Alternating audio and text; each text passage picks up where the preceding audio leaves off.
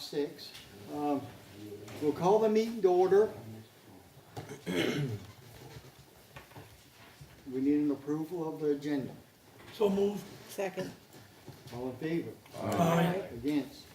Motion carried. Conflict of interest. Is there any? Seeing none, we'll move on. We're gonna, number 2 will be public comments, and I've asked Ellen to explain how this first part of the meeting is gonna move forward before we get into the actual council debate. Right. Okay, thank you, Mr. Warden. So, first of all, awesome. A lot of people here, really good. So what we're gonna do is we've opened 30 minutes worth of public presentations. Some people have indicated that they do wish to speak. Just because you haven't indicated that you wish to speak doesn't mean you won't have the opportunity to speak. But what I will do is go through the list and call upon those that said who wanted to speak.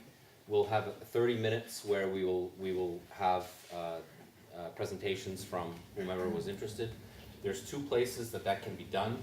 One is at the, and Calvin is fixing the second one. So there's going to be, if you prefer to sit down to do a presentation, there's a sit down option. There used to be a chair. Oh, all right, perfect. And if you're, I mean, for those that are maybe less in, public speaking is always challenging at best of times. But if you're comfortable standing, obviously the microphone at the podium will also work. It's important that you speak in the microphone because we are on Facebook Live and there's others that can't make it here that wish to speak or give us commentary on what they think about all of this. So we would ask that. So the way that we'll work it is there'll be no questions from council during your presentation. I've asked the councillors to write down questions if they have them, so to maximize your time for speaking. So if you ask questions and there's no answer, you know why. We're actually not going to do that until the end. So any questions you have for staff, I'll be taking notes. Any questions you have for council, or if council has questions, they'll be writing them down and they'll be addressing them after everybody's had the chance to speak, because the question might be answered as we go, and we don't want to waste your time because we have like a 30-minute period where we want to hear from you. This is not a public hearing, but it is a public speaking opportunity. A public hearing is typically a meeting specifically for that purpose. This is an opportunity for you to speak, and you're obviously, we all want to hear what you have to say, so don't misunderstand what I'm trying to say. But the point of it is to go, after that is to go into debate. So council will go into debate and discussion on the question of the development agreement after they've heard from you, and they may have questions for you after, and they may have questions during the debate period as well, okay? Is that clear? Clear? So just, so what I'll do is, I'll pass it over to the warden. I just want to be clear on how that's going to work. And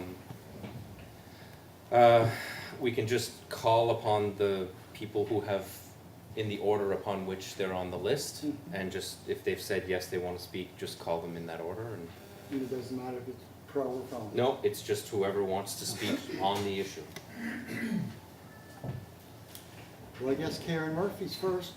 No, I don't have a check mark. That's my email address, there's no room for it. Oh, the check. The check mark, the first one there is number 7, so it's Jules. Jules LeBlanc. Sorry. We didn't know about the check mark. You can still speak, Karen. Sorry, I Karen. might. If it was your father, he would have wanted to speak. Yeah, sure. So first and foremost, I'd like to thank Council for providing me the time to speak this evening and considering our business for the Tusket Business Park. I've had the opportunity to discuss the proposal for this new business going into the Tusket Business Park since April of this year. I have provided the CAO LMUs and his in-house advisors and municipal engineers with the scope of my business plan and all the facts for what the business entails. It must be said that parts of our plans are proprietary and confidential in nature, which is why only what needed to be shared was shared with the public. Over the last many months, I and the municipal team have traded numerous emails to sort out what the municipality should expect from the business and to make sure I could meet the criteria required to mitigate any and all possible risks and nuisances that could, and let me emphasize this word, could, be detrimental or have negative effects on nearby businesses and residents. Throughout the process, I have provided the municipality of Argyle my experience with any of the potential nuisances, and I've consulted with experts in the field as well as the municipality's in-house experts to go over these identified potential problem areas in order to show that risk can be mitigated. In some instances, we've displayed layers of risk mitigation whereby if our initial expectations miss target, plans are in place that will take care of the problem. As is true with any business, why spend money up front if it's not necessary? Our company fully commits to funding solutions to problems when and if needed, but at this time, none can be identified. I consider myself to be fairly humble as a business owner, but the one place that I will give myself some credit and a tap on my own back is my ability to identify and solve problems. This is the one specific attribute that I can point to for my success in managing a niche manufacturing facility with 80+ staff. Now, about the process I alluded to earlier, I must say that I believe the process that I was told was in place for a new business coming into the park has kind of gone off the rails. And for the most part, I would have to lay blame on municipal representatives for a lot of this. I, and I expect most people would have, expected the residents to be against this business going in. Partly because it's human nature to be fearful of the unknown, and partly because there really is no upside for them. So it's an easy decision to be against it. But I would also lay blame to some of their fearfulness on council members who could not be bothered to do what is simple and common due diligence as their representatives. To ask fellow councilors, their CAO, or their in-house engineering advisors about the proposal.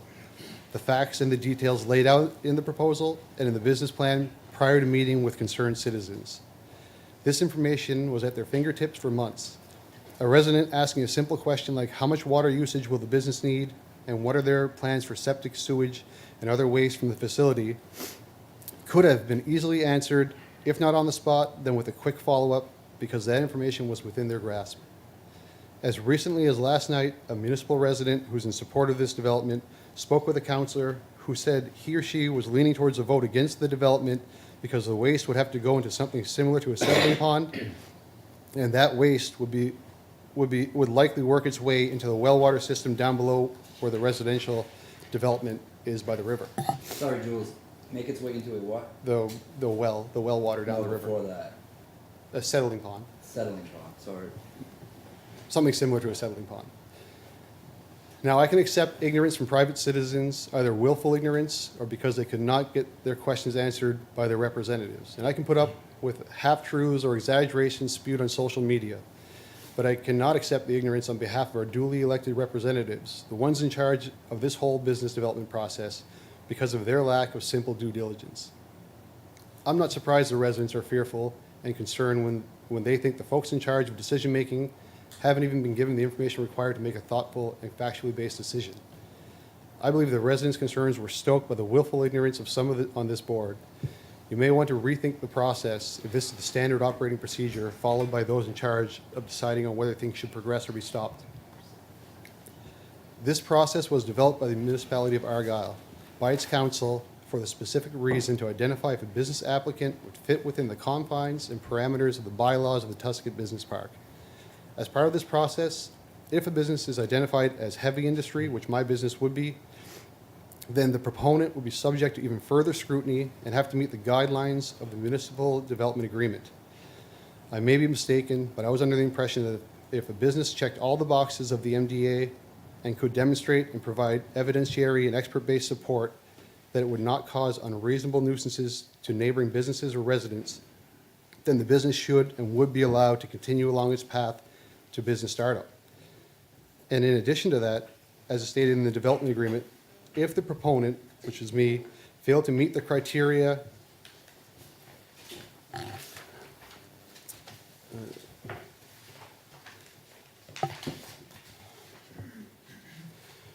failed to meet the criteria during the operation, the municipality of Argyle had the right, and let me repeat this, has the right to shut down the business until it fell in line with the MDA or be closed indefinitely. This is the process by which the municipality of Argyle put in place itself on its own by council. It's a good and fair process where the risk is on the developer. It removes and negates the risk to adjacent residential areas and neighboring businesses. It balances business and economic development with the rights of others. I cannot see, after all the boxes have been checked, T's crossed, I's dotted, and the facts that have been provided to the municipality, as well as the contract and risk mitigation set up in the municipal development agreement by municipal council, how any of the councilors can vote against the development. This would be true whether it's my business or anyone else's. If you don't trust your own system, your own program, and your own checks and balances, then I would implore you, if this proposed development fails to pass, that you consider passing a second motion tonight whereby you change the zoning and dismantle this whole process you've set in place so as not to waste another prospective business's time and efforts delaying its path to market. I sincerely hope this is not the case, that you trust the system that you, and once again I'm going to pause for emphasis, the system that you, the council, and the municipal representatives put in place. Concern from the public who do not have access to all the information and the facts should not and cannot play factor in this decision. Thank you for your time. Thank you. Thank you, Jules. Jeff LeBlanc, you're the next check mark.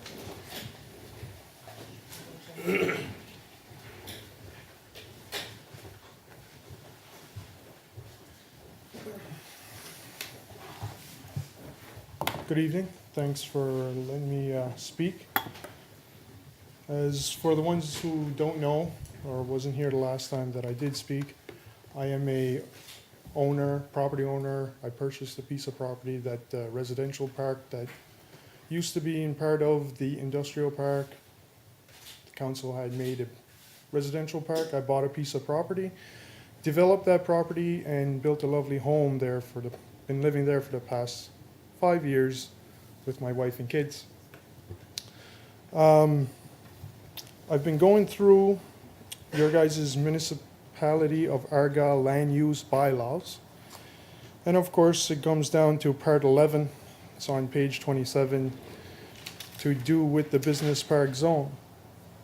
I had heard some conversation going on that it was basically an argument that was being made that, well, the sea cucumber is not a fish. We're basically saying that it says as here, the following uses shall be permitted in the business park zone: all commercial uses, all heavy industrial uses excluding fish reduction plants, fish composting operation, asphalt processing plants, landfill, food waste, composting, except in vessel called composting, scrap yards and salvage yards, construction, demolition, debris, and operations. Those are the ones that were excluded from this, and I would suppose it was to protect the residents from the nuances, the noise, the odors, and whatnot, right? Those were placed there for a reason, because you guys obviously made the decision to be made that they were important to be in place to protect the citizens, to protect the area, to protect the businesses that were in place, being placed there in the possible future. The place has been growing quite. I've seen a change in my past 5 years here. It's been going in, I think, in the proper direction, and with everybody else that I've been speaking to is the same. I'm hoping that we can all come to a conclusion and believe that this business is a great business. However, Tusket Industrial, it's not an industrial park, it's a business park, and there's a better place for that type of business than the business park. I did print off one for each, but I'm sure you guys are well inclined on knowing what's in your document. Thank you very much. If you want to pass those around, you're more than welcome to. Sure. I'll hand it over to Calvin here, and you can pass it around. And thank you for your Thank you. presentation. And up next is Monique. You gonna lead? Okay. Alvin Pache? Not speaking?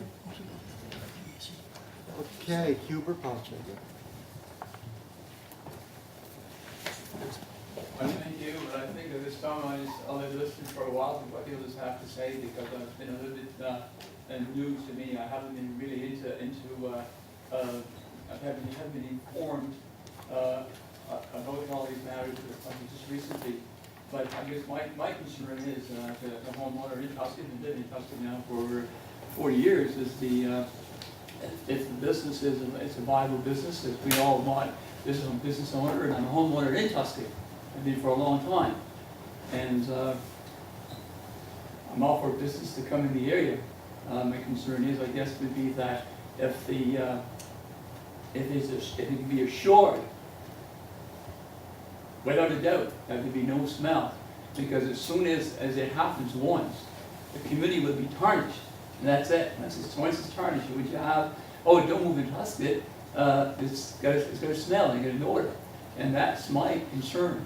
If this can be eliminated and we can be all assured that there is absolutely no problem with that, I would have no problem with any business coming into the park. I would welcome any business because as a business owner in Tusket for many years. So, but how can we be assured that this is not going to happen is it's quite difficult. This only takes once it's tarnished, we're there. But as I say, I'm with the other homeowners. I mean, you get. I've been in a lot of places where I've experienced these things, and the first thing you hear, somebody says, "Oh my God, don't go over there! Don't go over there." It's got an odor that it's not going to be very pleasant. So I guess if it could be assured somehow, take your time. And I think somebody has already been out and looked at the other facilities that have similar plans that the gentleman wants to build here, and perhaps take a bit more time and do a few more studies before you make a solid decision. I thank you for the time that you've given me to say a few words, and I thank you all for listening. Thank you. Thank you. George Eman.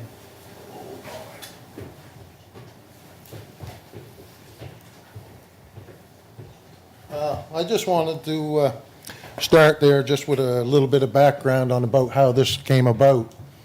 I sat on the PAC, and there was concern a number of years ago that there was no businesses going into the park.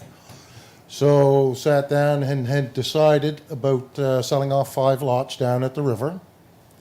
And so we sat in this room here and we discussed it and everything.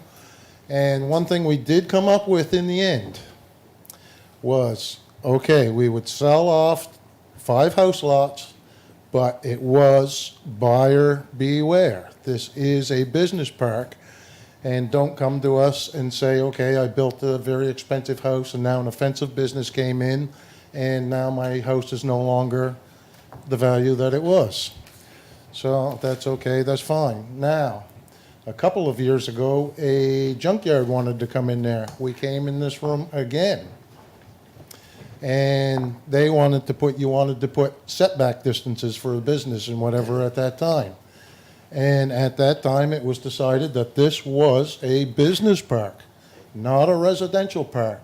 And the buyers knew that when they went in there. So there was no setback limit.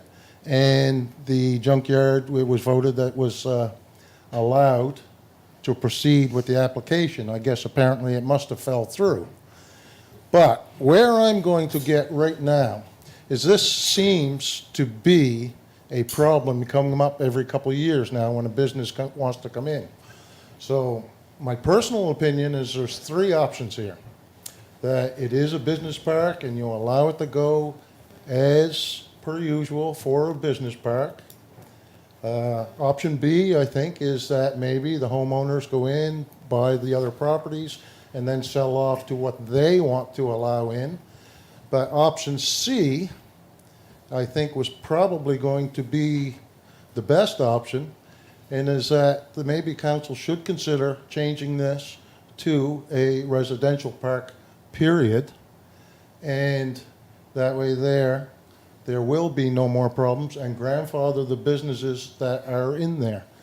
I think, like I say, that way there, you will no longer have the problems and waste time of businessmen that want to come in here and try to set up a business in there. Then if it's a residential park, then there will be no applications, and maybe all problems will be solved, and the business will have to look elsewhere and not waste other people's time. Okay? Thank you. Bertha, you're up next. Good. Actually, I checked off Jamie's name and I forgot to tell him, so I'm gonna take his place. I'm not a business owner down there, but I am a renter, and I guess a lot of the questions were already answered, and thank you. I guess my thing was, what's the rush? Because we only found out about it, and then all of a sudden, there's gonna be a council meeting to pass this thing, and so it's like, it seems a little funny that nobody knew it, or, you know, we didn't know, we heard by word of mouth, and then all of a sudden it's getting passed. A lot of those questions were answered tonight, so I thank you for that. I guess the other thing I would have to say is, depending on the decision, is tonight the deadline for a decision? Thank you. You got that question? Yeah, I've taken that question. Both questions. Jessica Gaudette, like to speak.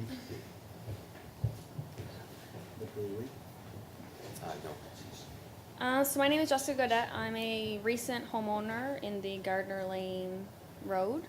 We've owned there for a few years, but we just moved there this September. I guess I have two initial problems. So we live in the residential park, but there is a business park that's next to us, and this is much like what Jeff has already mentioned. After reading, which I wasn't aware, I didn't really find this until recently, but after reading into the business bylaw, it says all heavy industry uses excluding fish reduction, which my concern is fish reduction. Wouldn't that be taking a fish product and turning it into something other than food? And I think there's a flaw in the bylaw because it says fish. Why does it say fish? Why does it not say seafood?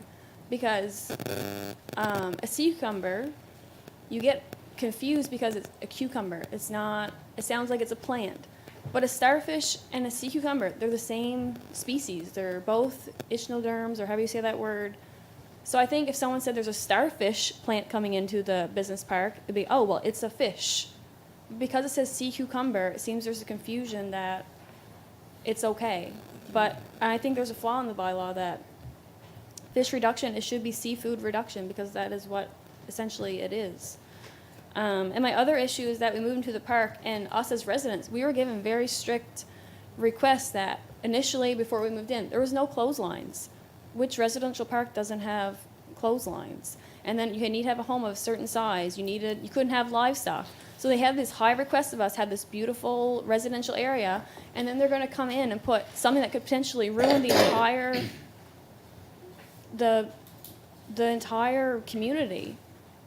And for us to invest in a community where we thought that we were protected from any hazards in our community, and then all of a sudden there's this loophole in the bylaw, and who's to say that the bylaws we're making for Jules are not going to have loopholes and that we're going to be protected, and if there is a smell, it's going to be dealt with.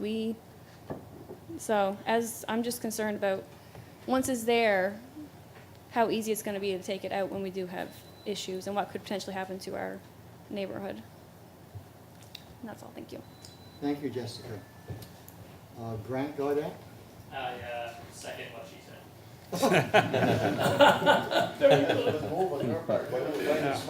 Easier that way. So do you want to proceed with answering some of the questions, or do you want? There might be others that feel the desire. There was one that was announced that I don't know if he was in or not. You had said one earlier. I don't know if he was in the room. Or was he? I see Donna wants to speak. Okay. Oh, sorry. It was Al? No, he doesn't want to speak. Oh, okay. I apologize. Sorry. We went through that. Sorry. Donna, did you want to speak? I drew a blank here for a minute. Did you, Richard, after all these years? I know. Anyhow, my days of making long speeches to council are over. But it is nice to see you all here, and I'm glad that you had the big turnout that you did. I know a lot of you sitting at the table, some I don't, but I do feel that there's a sense of decency in this room, and there's a sense of people working together and trying to look into their hearts and wonder if down the road, if there's any amount of fear that this would play out to the point where there would be a problem to the people living in the residential part, in the park itself.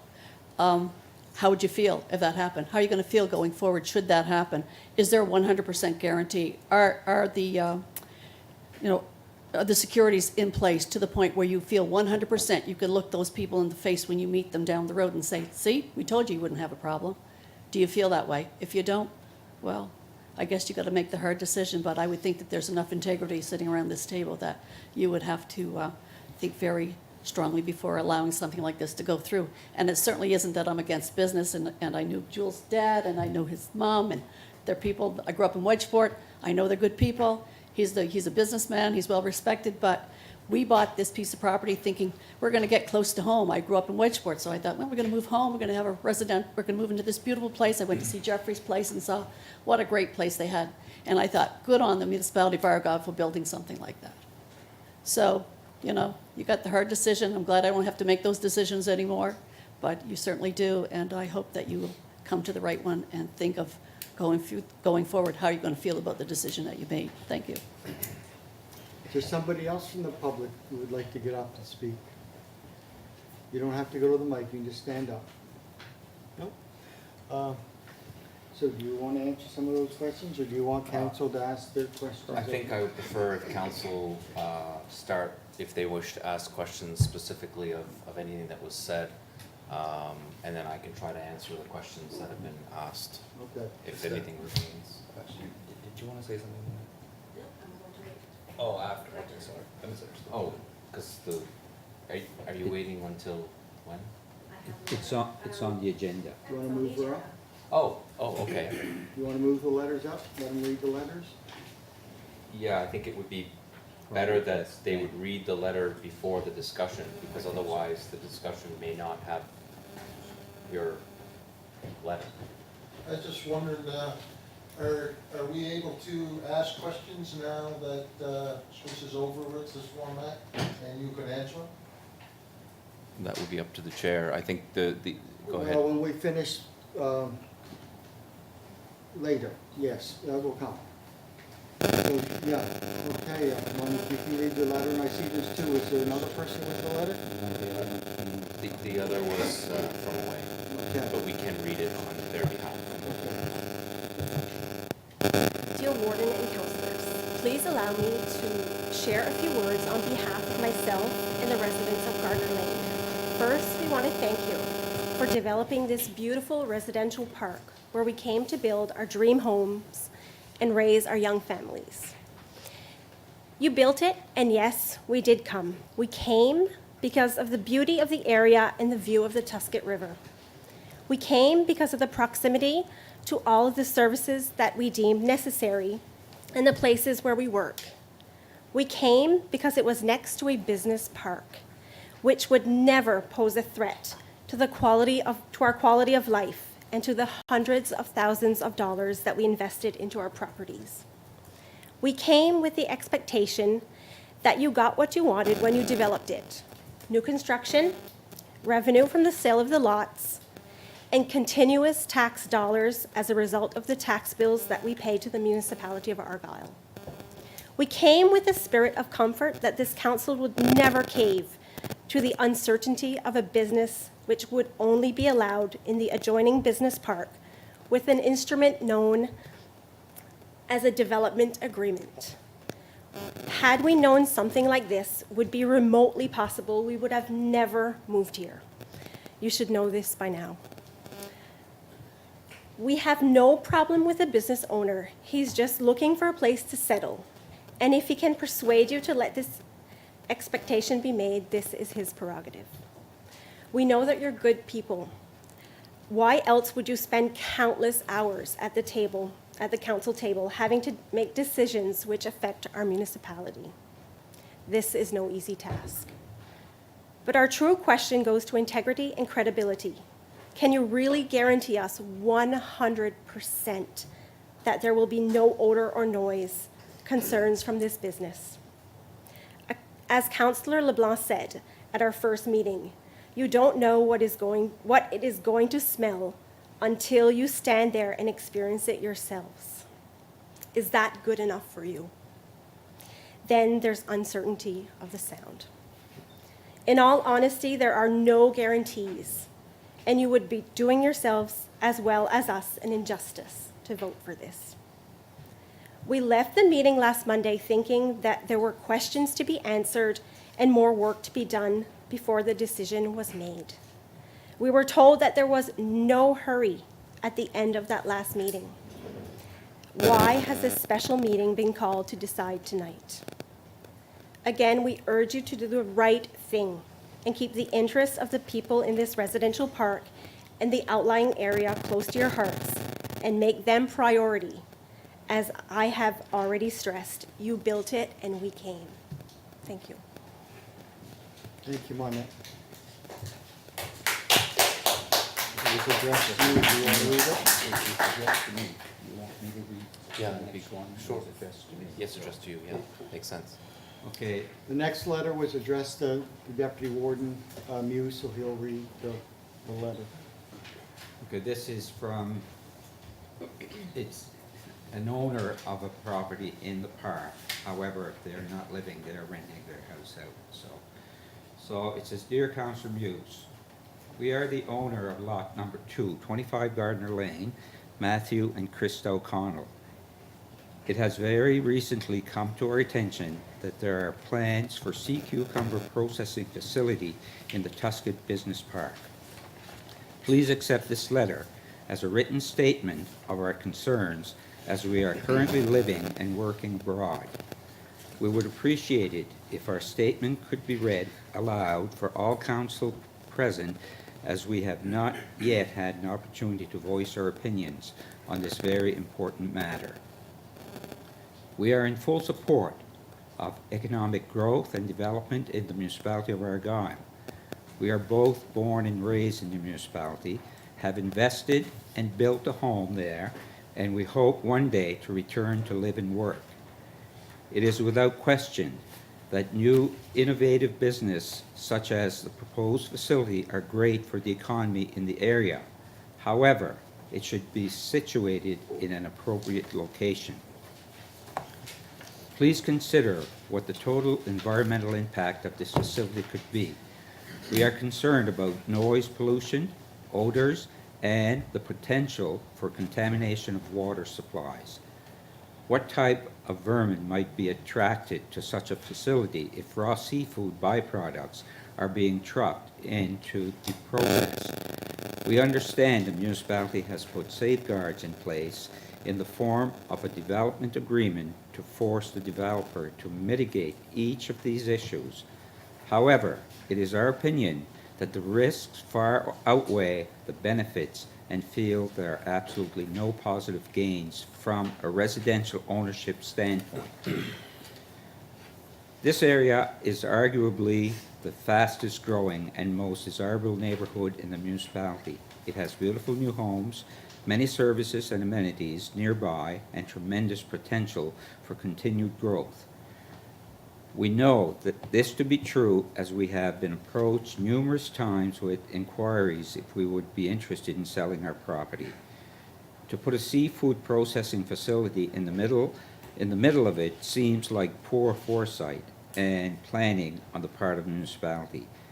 Not only could this diminish the market value of the current establishment and homes, but it could potentially deter future investors. It is our understanding that there are currently no other heavy industry business located in Business Park, Tusket Business Park, and any heavy industry would only be possible when a development agreement is in place. Please consider very carefully before approving this and any development agreement for this highly valuable and desirable neighborhood.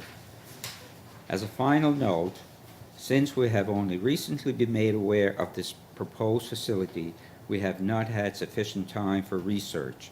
Before any decisions are made, we would like the opportunity to have a fair market appraisal done and obtain an expert opinion on how such a development could impact our investments. We have been in contact with a local realtor and reached out to an independent property valuation company and await their advice. And it's sincerely, Krista O'Connell. Thank you. So we'll move on. We'll start, Glenn, do you have any questions or? Councillor Dickman, pardon me. Thank you, Sir Warden. Do we have to make, can it be a question or can it be a couple of statements? Would you rather say that for when we have the council debate, or it's up to you? Well, you're on the meeting, sir, This so is, you tell me this how is you kind want. of unique on way a meeting is being held, so there's no, If you got something to say, say it. That's what I Well- think. That's why we're here.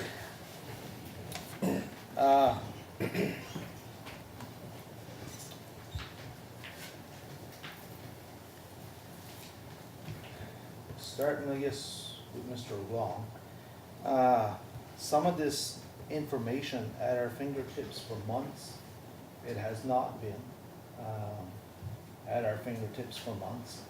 We heard that there was a proposal for a business to go into that park back here last spring, late winter, early spring. At no time, I don't believe, and I stand to be corrected, were we told what type of proposal that was. But we did hear about it here a month and a half ago or so, what type of proposal it was. We did not have a lot of time to work on it. I've never actually ever seen a sea cucumber and that could be possibly my fault. I'm sure if you would have went to your plant, you would have showed me. But we also do other council work as well. There was, I know Deputy Warden Danny went to Truro to see a similar plant. I believe it was a similar plant, because that's another thing we were told when this sea cucumber plant came up, that it was a unique plant. And it was maybe the first one ever around. We did not know about it, or that was known about. I asked him 2 questions, and I have them wrote down, and I have his answers wrote down.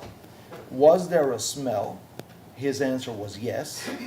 And that, was this plant in a residential area? And his answer was no. And I put some faith into that. There's no saying I did not. As far as an informed decision, it is hard to make an informed decision with so little background information. Mind you, if I would have some more time, I would definitely go to Truro and go through this plan and do some homework. There's no saying I wouldn't. But when something like this comes up, when somebody said on it, and that for 6 months or so before I was informed about it, and then all of a sudden we're here to make a decision fairly quick, and that I do take a little resentment in some of that. As the newest councillor on this council, I do try to make informed decisions, and I do try to get a lot of information on the subjects that I'm trying to make decisions on. But I honestly feel as though I did not have a lot of guidance on some of this proposed plan. You, Jules, great person and that great guy. Not doubting that one bit. Know you have a great track record in Wedgeport and run an A1 business. You were running this business, or you were proposing this business. Who will own it in 2 years' time, or who may own it in 2 years' time? And hopefully it would be you, if, but I guess in my other type of work, I've seen a lot of businesses change hands that people never ever thought that the family business would no longer be out of their family, but for reasons beyond our control, sometimes it does happen. One I can think of right now, and I will mention it here this evening. Inshore Fisheries in Middle West Pubnico ran a top-notch business for years and years and years out of the buildings in Middle West Pubnico. So much as to even out washing their parking lot off. And everything was storage with areas, always neat and tidy, and the whole bit. That business, those buildings were sold off when Inshore Fisheries relocated to Lower West Pubnico. And I would ask anyone to go by there today and see what that Inshore Fisheries buildings and parking lot looks like now. I've got all the faith in the world in you, sir, as to taking care of your business and running a top-notch business. But who could be there in 2 years' time or 3 years' time, or I don't know. Yes, sir. Can I? Yes, you can respond. If I may first, Councillor Dignan, here's an email sent to you on May 1st, 2018 from Jules stating that you should go visit the plant anytime you like if you have any concerns with smell or sound. Well, I don't I'd like to know. respond by saying that this discussion was brought up in our last meeting with council, the question about ownership, when you change of hands, and that was already discussed and talked about. And I thought we were all on the same page that that's what the development agreement is for. What I'm hearing is that the council does not trust its own agreement. It does not trust its own process. To be honest and truthful, I don't know if we can trust our own process. And just a couple of things I'll read you right there. We do have fines and penalties, but that, to the best of my knowledge, does not apply to a contract of this nature. It would not be done lightly and could result in legal battles if the developer was not in agreement. Stuff like that. Another, from an engineer. In my experience, it is possible to design chimneys, exhaust systems for the new sprayer that should mitigate potential smell problems in the local area of the facility. That should. There's nothing, if I could look at all these people and promise them 100%, and I'd feel much better. I feel much better by going with and saying to you, I'm behind it 100%. If we know we can eliminate the odors. And that's the biggest thing I think that these people are worried about. For sure, and I understand and respect their concerns about that. But I feel we've gone through the process, we've got enough knowledge about the mitigating factors, the layers of mitigation that we can go through if needed. And so you're saying, on record, you do not trust your own process. Then you should have never started the process at the beginning. I'll tell you one thing, I wasn't part of the process when it started. No comment on that, it's council's process. That's the only thing I can tell you on that. And as far as this letter, I may have received it, I don't know if I did or not, honestly don't know. In the recipient line, it says Argyle Council, we all received it. Well, like I say, I may have received it, I don't know. You had 7 months to go see what the smell level. Councilor Book, would you like more comment, Councilor Dignan? Well, the only other thing I would say is you can read this here. There's nothing saying anything about a sea cucumber plant here. Do you want me to answer? It was discussed in camera because of the nature of the business was private until it could be made public. And clearly we had reservations in camera of the potential nature of the smell and the sound. And I believe that is Chris Broughton forwarding an email from Jules stating that any reservations upon smell and sound could be discussed at the plant, and he's inviting us all to go see if we have any issues. I'm not sure what the starting material has to do, like, how that big factor. But at the same time, we could go down there and there'd be no smell because it's a different type of plant than what's proposed over here. Comment again, I've never said there's no smell coming, emanating from this. Obviously, there's a smell emanating. When you're cooking and exhausted, there's a smell. What I've always said and maintained is the smell dissipates quickly. And I think Danny can attest to, he says there's a smell in Truro. How far were you from the plant when the smell? Right, very, very close. Can I say something? Every facility has a smell. It's whether or not it's pungent, it carries, and it's a nuisance to me. Unreadable. And again, that's what I want to address, the two questions that I want to address and explain more than just, yes, there's a smell, when I get my chance here, so. Leave those questions to answer. Pardon me? Thank you. Yeah. You want to answer some of the questions before we get into a full debate, back and forth? Sure, the questions from the public that were Yes. raised, all right. Yes. So I think one of the things that, and I think Jules is also saying the same thing that I'm about to say, is that there's no 100% guarantee that any business will be able to mitigate 100% of the noise or of the smell or of the whatever that they do. Residences produce noise, businesses produce noise, produce smells. In this instance, I think the biggest issue, I mean, there's a lot of side issues around noise and around traffic, but I think what people, when it comes down to it, I think the issue is the smell, and that's the one that I think is causing the biggest issue. So what we know is that, and I won't comment on our visits to the cucumber plants themselves, because you have that exact same information, but the answer to the question, can you absolutely guarantee that there'll be no smell? No one can absolutely guarantee there'll be no smell emitted. The issue that council has addressed or attempted to address in its best way possible is they know that there will be a smell that comes out of the building. The question is the smell a nuisance? And is the smell a nuisance beyond the vicinity of that property? And so that's the question that concerned us as staff, as well, obviously, as well as council. That would be their concern around any other business. So to answer the question, is there a 100% guarantee? There is not a 100% guarantee.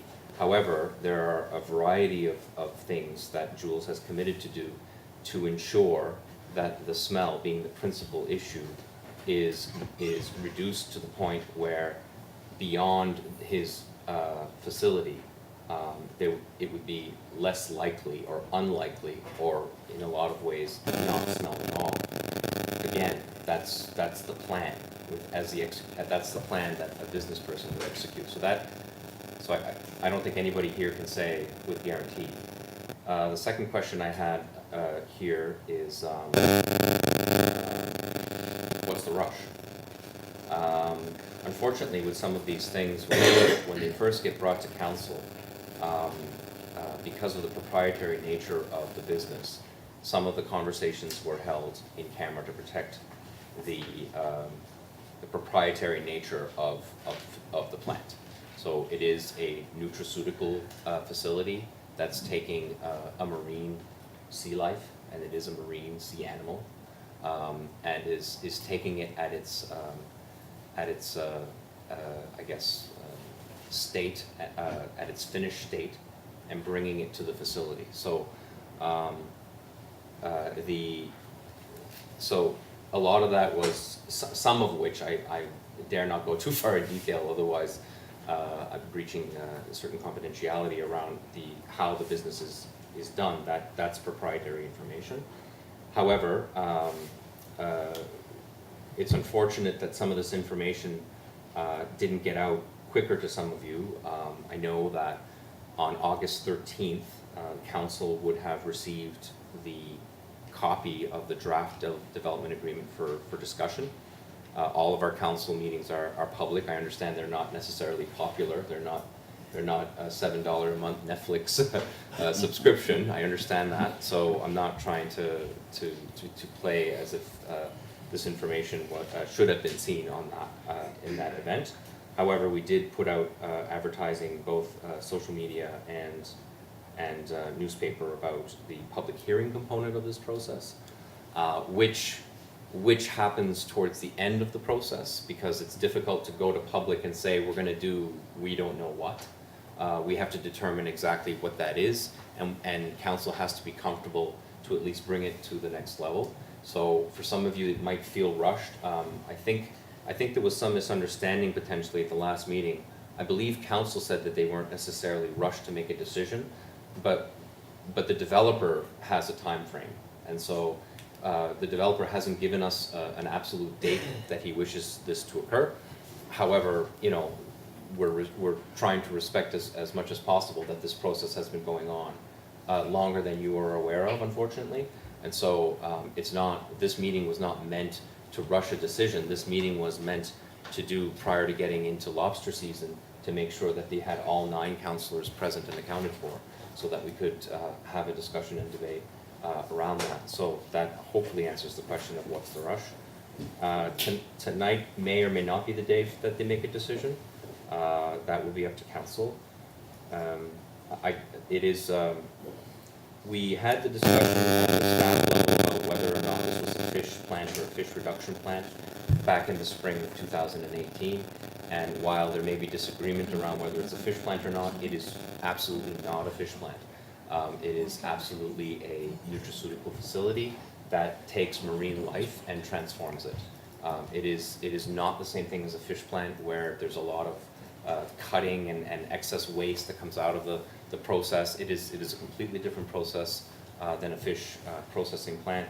So it was at that point, we have to abide by the letter of the law, unfortunately, or fortunately, depending on which side you're on the issue. So it was established that it was not a fish reduction plant. That may not be popular, but that's the fact. I'm unsure where in our covenants that we ever restricted clotheslines, but we did have some restrictions to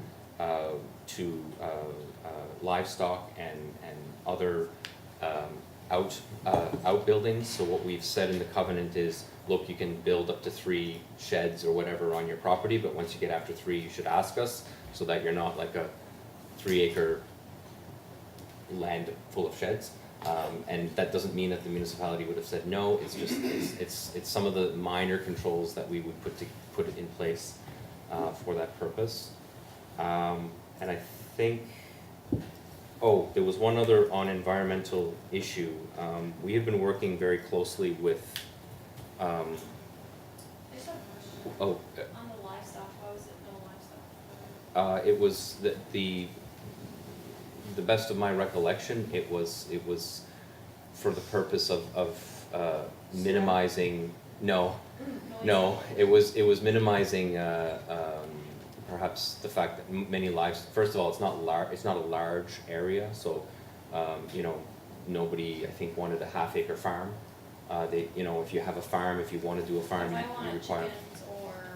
You could probably have requested that of the municipality, but they would likely consider that only if they would be in an enclosed place, so as to not run across other properties. That would be one of the reasons why a covenant like that would be in place. Everybody that bought and built a property on that location signed and understood what those covenants were. And so if there was a disagreement, they could have either told us to change the covenants or not signed it. So the environmental issues, I do want to address that because there were 2 questions, one in a previous meeting and one in this meeting, about how the wastewater is to be treated.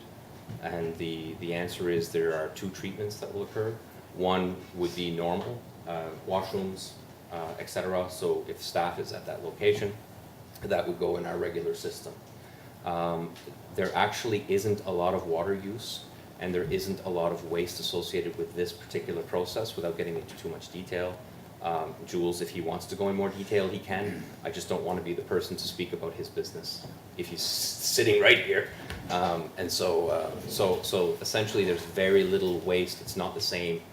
There's not like carcasses going into a drain. That's not the process at all. It's an enclosed system.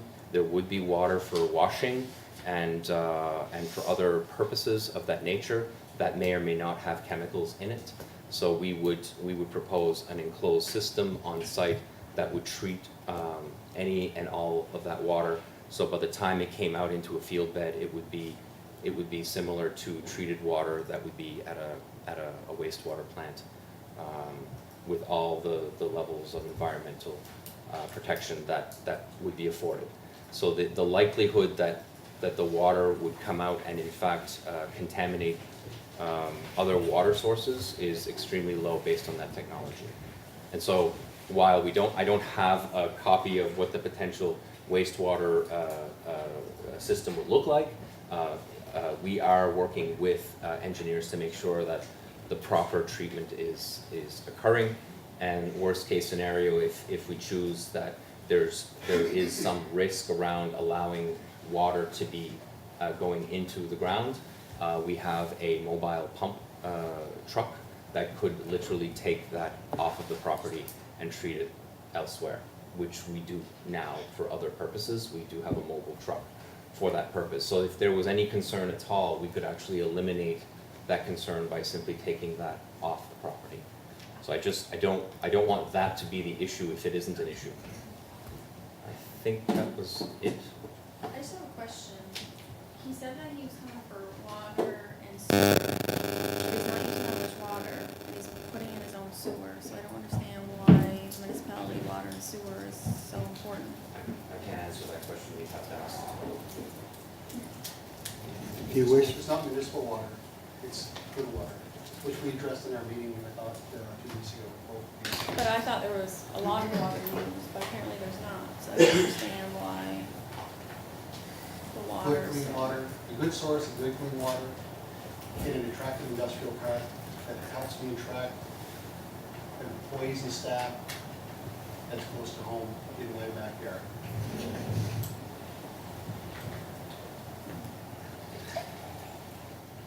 Does any councillors have questions for our audience? You started with me, sir, so. Yeah. I was gonna keep on going. Yeah, I'm gonna wait for debate. wait for debate. Councillor LeBlanc, any questions for anybody in the audience? Not the audience, but our CEO Muse. No special exceptions were made for this certain application, correct? Meaning? It followed all the criteria a normal business would and went through all the same channels as any other application would, correct? Yes. Laws were not changed or bylaws were not moved, zoning wasn't changed in any essence to this? No, it would have been done far in advance of that. So when we decided to do the residential zone, that was a zone change. And then we did the development on the residential zone with the park where we're all living, and it's a beautiful spot. That was a successful development. We wanted to maximize the land use. When we did that, council looked at itself with its senior planner, and the senior planner said, look, you can't have a residential zone there and allow any heavy use in the business park. It would be too much. So what you have to do is you have to do the heavy industry by development agreement. So I want to be clear about what the development agreement is. It's not a bylaw. It's not a policy. It's a contract. It's a contract between the developer and the municipality. And I'm saying this, I mean, the council's heard this before, but we have new people. We have people watching. I just want to repeat it so that people understand what that is it's a contract. And so if a contract is breached, you have a breach of contract and you address the breach in the contract. It's unlikely that it would result, if there was a breach in contract, it's unlikely to have resulted in any sort of fine or penalty, and I think that's what Councillor Digdon has stated, because those are my words that you used. That is in fact the case, but there would be a contractual breach that would have to be addressed. There was no change to accommodate this application. The change that occurred happened years before the application that Jules made. Excellent. So any other business coming in would follow the same channels such as this one? No, any other heavy industry. Yes, in the same would follow category. the exact same Sort of process. So for instance, just for an example, the Tusket Brewery is not a heavy industry. It's considered light industry and would have been allowed there as of right. It would not have had any consultation whatsoever. It's allowed to be there. It has a right to be there because it's not a heavy industry. Anything heavy industry has to go through the extra step. Thank you. That's all. Councillor. I don't have any questions, so I'm going to wait again unless there's questions from. Councillor Surratt. Just my question to Jules, just for the people who know, I had asked this question, if there was, we have a piece of land on the Black Pond Road, the municipality has, I say we, when I meant the municipality, but that would not be a choice. We discussed about the sewer being in Tuscan, the sewer is not really an issue. because you're only using the sewer, Tusket for your toilet, flushing in your gray water again. So maybe you could tell the people why the Black Pond Road, if we had a piece of land that we say here, the market value you could buy, why, you know, we don't want to lose your business. Yeah. So, but could you maybe tell them what you had answered us the other day? So basically because of the nature of this business, the type of business it is, the type of employee staff I need to attract to it. Likely, some of my staff hopefully will be local, can't guarantee it. I'd expect some staff to come from outside the community. That said, if I'm gonna put the business in the community, it's gotta be in a place that's attractive to outsiders. It has to be in a place that has amenities, that has services.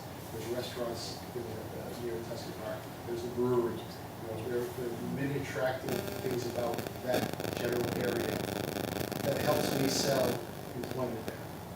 Putting it in the Black Pond Road in Lower Westport is gonna make things different. If I have to put it in Black Pond Road in Westport, I love Westport, I may as well just put it closer to Metro. I just want to make sure you had that, so the residents would know that for sure, yeah. Can I just ask a question? How Yeah. many local people work at your plant in Wedgeport? 40-ish, 40, 50. And Truro? It was not my business. Any more questions from members of? One point I'd like to make is, at the meeting when we met with Jules the night after we had met with the residents, I think it was the night after, I didn't think it was a hurried decision. The once we met with Jules and I was explains a little more about this has been going on for long enough.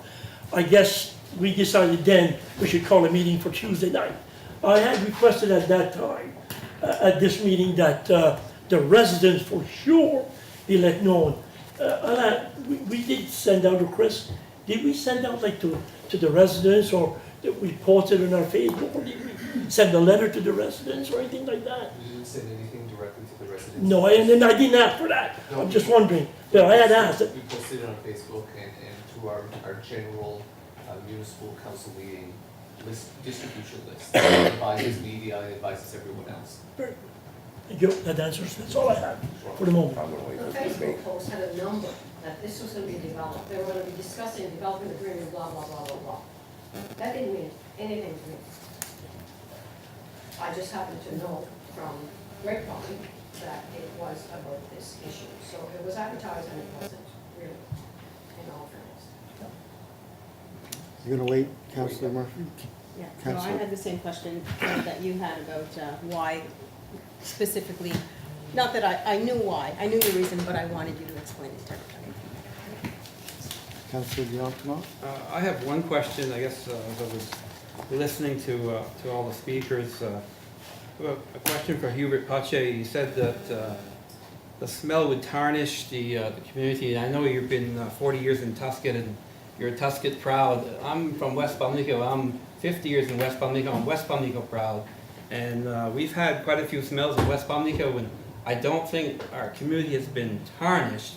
What kind of smell, like how often would you expect a smell that would tarnish the community? Like just trying to gauge. I wouldn't want to dwell on any specific business, but I know business that go into, which we are from Halifax, they were plants in the different regions out there that nobody built for years and years and years because of orders coming out of that plant.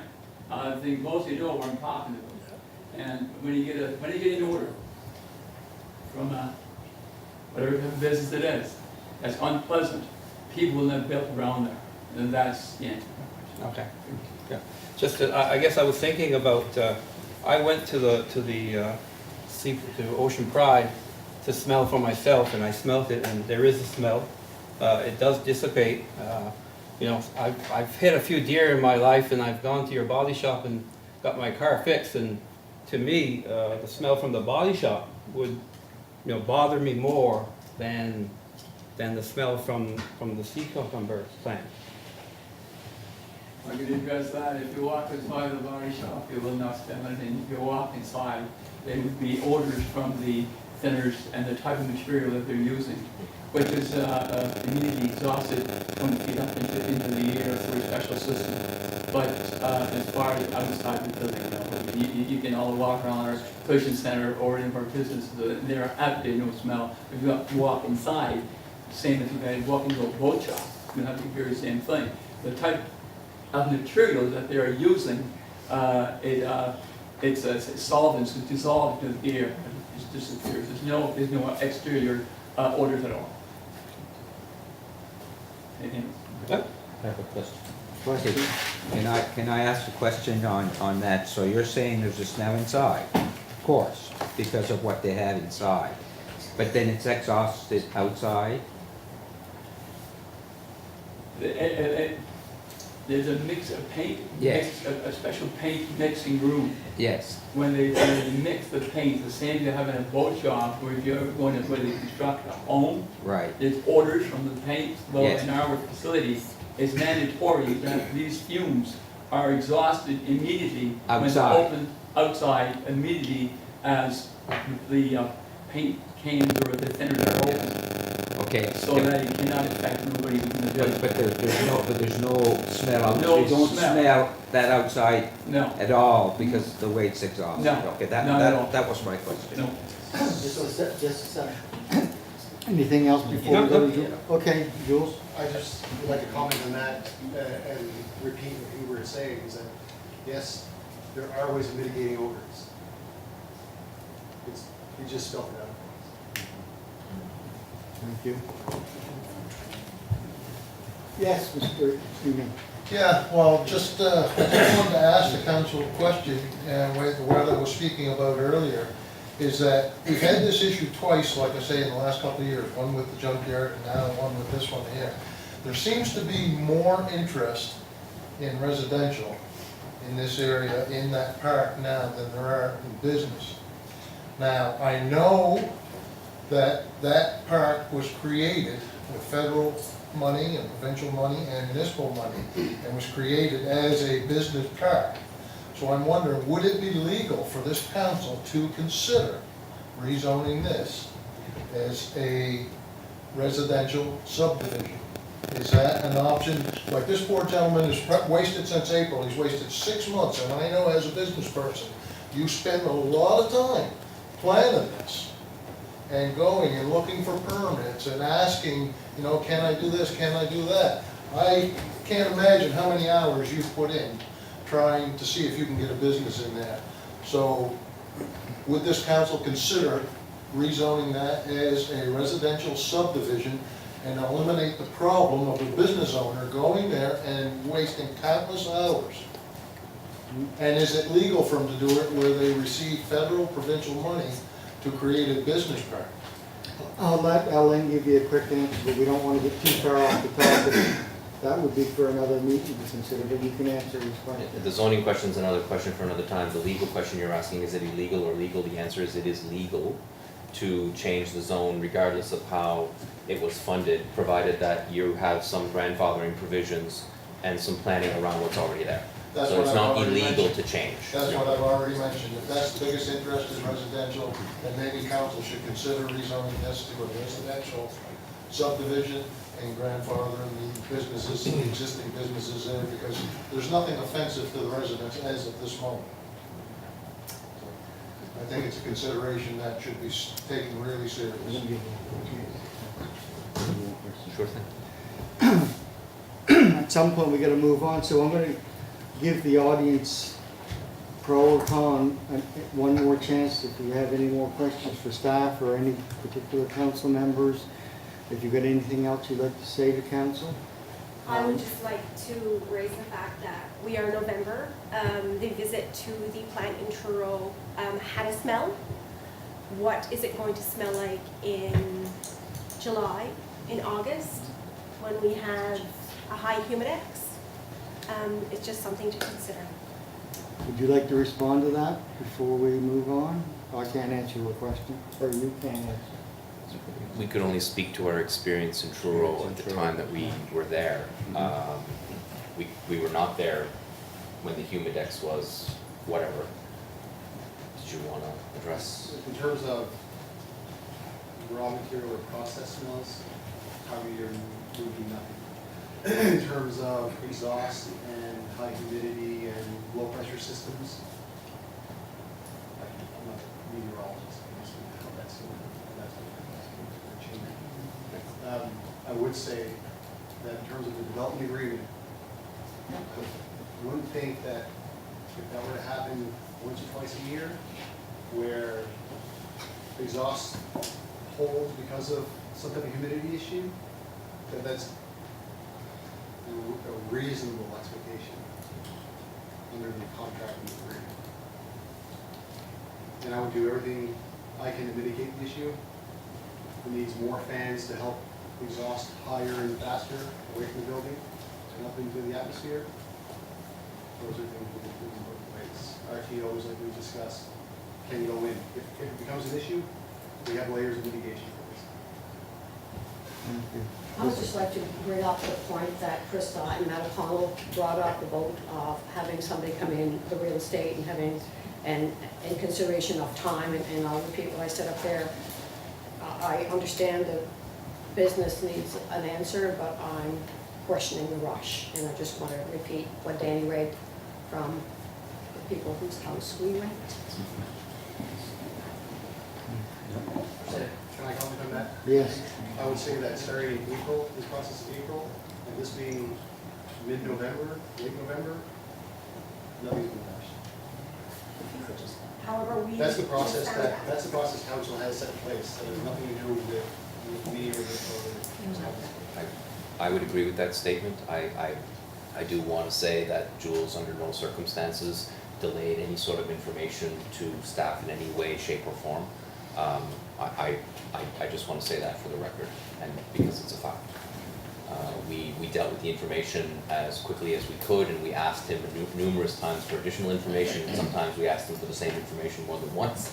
I think, unfortunately for some of the residents, is they're not part of that process until the end, and that is the process of the development agreement.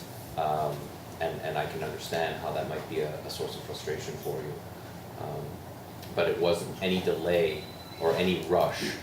I can't say that Jules in any way, shape, or form put any excess pressure on us to make a move slower or faster. I just wanted to say that for the record. Yes, Claude. Could I just say one thing? I'm not speaking in favor or against the application, but in your process, when you're thinking about development in this park, obviously you consider the residents, you consider the business owners' interests, and you have to make a decision. That's fair game. I would also ask you to consider, in any kind of development that you're considering for that area, in any area in Mist Valley of Argyle, is the proximity of schools. So there's 400 people in a school across the road from that park that work there and go to school there 195 days out of the year. We have a daycare that runs 12 months out of the year. And I don't know if this is good or bad, because I don't have the knowledge. But I would ask you to, when you're making considerations in your agreements, in your contracts, in the rules that you set up, that you not only consider the residents, which are very important, and the business interests, but you also consider the proximity of the school. And if you're going in Wedgeport, the school in Wedgeport, in West Pimlico, in Belleville, the students are very important, and I would hope that you would consider that in any kind of reason that you would do. Can I just ask? Oh, go ahead. What exactly is a sea cucumber? Is it not a living thing, a creature? Yes. So how do you define it as not a sea?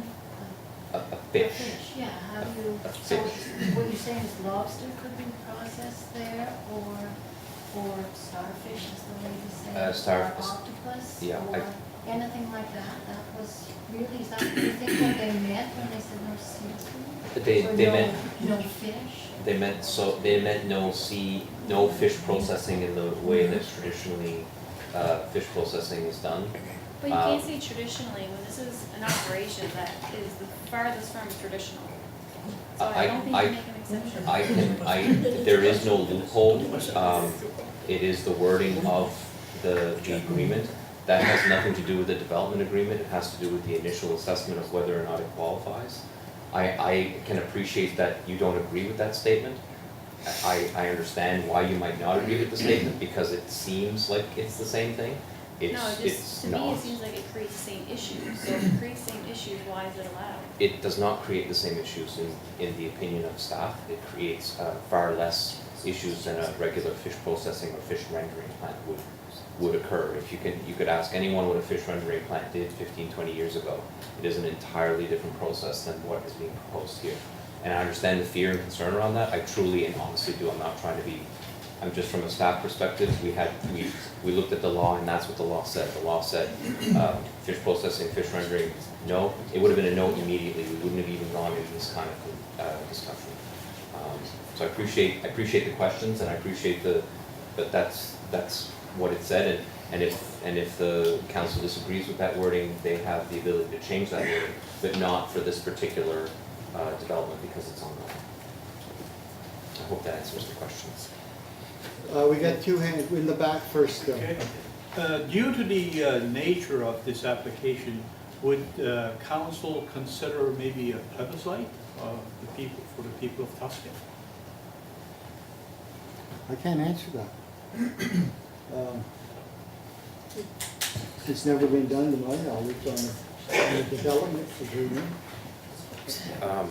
It's not required, but as in any other situation, plebiscites are an option. I mean, I guess the benefit of that, and Gordon, I understand the nature of the question, is that, you know, the feeling is that the other residents of Tuscan wouldn't have a say, because Right. even if they're not living very near, they'd still feel like they want some say in it. That's one. On the other side is a plebiscite is a process that takes months and months and even almost a year. So you're asking a developer to wait 2 years for development, and it would basically, the plebiscite would result in it being a no. In all due respect to Jules and the application, I guess that some of us have made applications for various endeavors, and they usually take time, a lot of time. And I can, as a So- business owner, I can agree with that. Yeah, you know.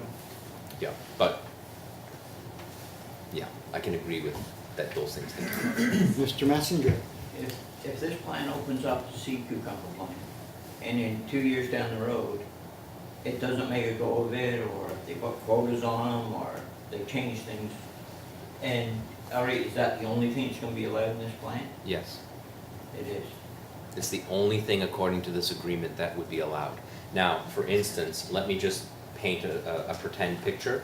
Let's say that in 2 years, the quota's gone, sea cucumber gone.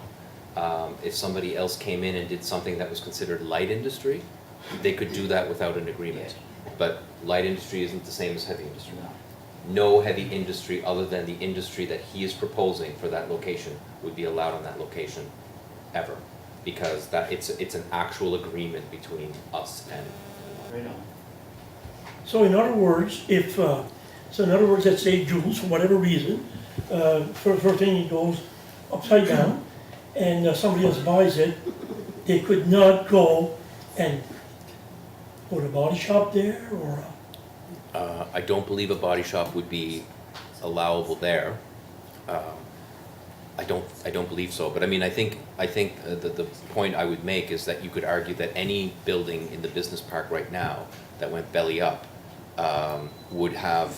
there would be more risk for them to pick up to do something different in those facilities than there would be for this particular instance, because we don't have a development agreement with the facility behind it. We don't have, for any other facility that's there, we do not have a development agreement. So we don't, we're actually putting more control on this particular application. Yeah, thank you. Question on that. Let's say, and basically in the same line as what Mr. Surratt was saying, the agreement right now is for that type of plant. But let's say there was another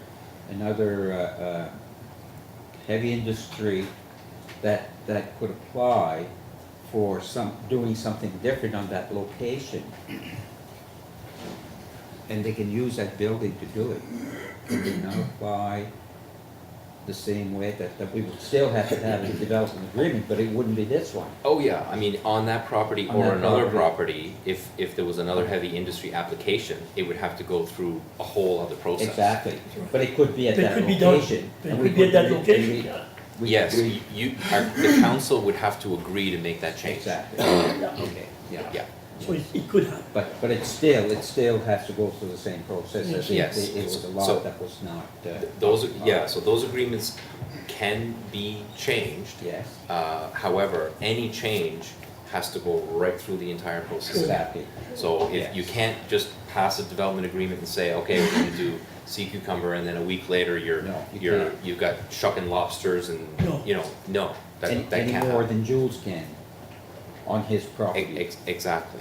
He can do what the agreement says he can do, That's correct. nothing else. That's correct, and the agreement says he can do two things, he can cook and he can dry. And then dry. Yeah.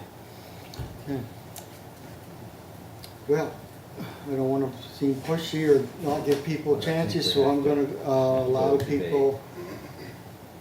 Anybody else wanna say anything? Cause eventually council will go into debate and it'll be like any other council meeting, you're welcome to stay and watch.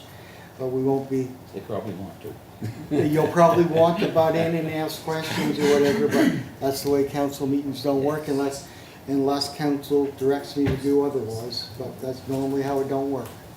I hope all residents can stay for the decision. I And want you to stay, actually. And usually after council meeting, there's a question period. But by then, usually. Which we've had prior to this time. Yes. So, So, I had a question of You did? clarification, just for one of the comments, I just wanna know the nature of the comment, around the school. Was that from the school board, or was that from the resident? I'm not a resident, I'm a parent that has a student at that school and has Okay. a student that has a child in Belleville. There- And There's, so my concern, I can't come here and represent the school board because they didn't direct me to do so. okay, I wanted to And clarify It's that. important to clarify that, because I'm not here to represent any decision made by the school board. I'm here because I just want to invite you as a council and as staff to protect our children. And that's not against the proposal, and that's not against the residents. Is that the other factor in all this is the children in our buildings in this area, and I have children in two of the schools in this district. All right. And it was really important for me to clarify that, because I did receive a phone call from a representative of the CSAP who would have received concerns That's right. regarding this particular development. That's right. What I told them is that was considered, and it was considered to be absolutely a non-issue regarding the school. The proximity of the business is quite far, number one. The traffic that it would bring in would be far less than the brewery would. It's like 1 or 2, 3 or 4 bigger trucks a week, and I might be exaggerating. I'm not including the staff that might be present there, which would just be regular vehicles clearly. And the noise, I think we've well established, and I'm just saying this because I'm just saying this from this is what we considered, just from a staff perspective on behalf of council. One of the final things was the noise, and we were concerned about how the compressors, how loud they would be on location, because the compressors go 24/7. We know the decibel rating is about 70, which is about the sound of a dishwasher inside your home, or an air conditioner, one of those older air conditioners, which would annoy the heck out of you if it was on 24/7 in your house. But then taking into account that it's at least 200 meters from any other facility, we considered that noise, while would occur on location, would certainly not be an issue for any of the residents, certainly not the school. So I appreciate the question, I just wanted to clarify that so that everybody was clear where it was coming from, and I hope that the answer was in some way helpful. And I'm aware of the email exchange and the conversation that you had. I think my comments were also based on, obviously you have existing bylaws and rules and regulations that say what can go into that park. And my point was more around making sure that whatever those rules are, not only protect the residents and the businesses, but they protect the students. That's excellent. That was the key part of what I wanted to say. Excellent point. Thank you. Is the brewery within the 200 meters of that? It should be, huh? The brewery is. From where Jules wants to make his plant, it is within the for 200 the and- 600 feet. It's 250 meters, 733 feet. Very good, thank you. Yeah, Dan's house would be closer. Dan's residence would be a little bit closer than that distance, would be approximately, I think it's closer to 200 meters, a little over 600 feet, maybe, if my math is right. I think that is clearly the closest resident. Most of the residents are outside of 800 feet or more. Yes, Hans? Just wondering if staff, want to ask a question, what kind of products Enterprise is using, the entire line of products? Is it just a sea cucumber or other items? Just sea cucumber. Just clarification. Again, I don't want to miss any opportunities for people to say something. Everybody good?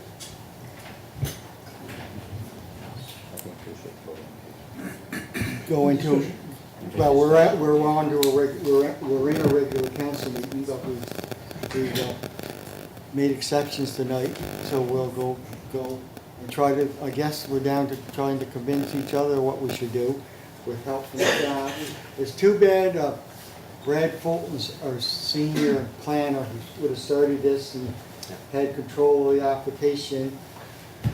His knowledge would have been greatly appreciated at these hearings and meetings, but he has since retired, so it's put Alan into a position where he's had to pretty well take it over with no help from Chris because he's in a conflict of interest, and so it's been quite a step for us also. So up for debate. Who wants to speak first?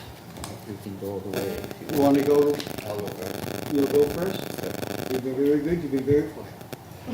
You didn't even have to explain the rules tonight. First off, we should point out we won't speak over top of each other. Like No. let one finish before somebody else. Basically, that's not our. You interrupted me just saying. Yeah, but I'm entitled. I'm entitled. So first off, I forgot that special council meetings you're not required to wear suits. So I'm a little overdressed, embarrassed by it, but No. I'm just teasing. Secondly, I don't want to be here tonight. In 6 years as a councillor, I've not once felt like I didn't want to be at a meeting. Tonight's the first time. I've taken pride in knowing that Argyle is always taking residents' concern into consideration when making any decision. I've always felt that with this council you see before you tonight, we've always portrayed ourselves as an approachable group who listens to their residents' wants and needs. Tonight, we're not dealt those cards. Tonight, one side of a debate will lose and one side will win. Before I explain my thoughts, I just want you all to be aware that 9 people who are certain to lose tonight.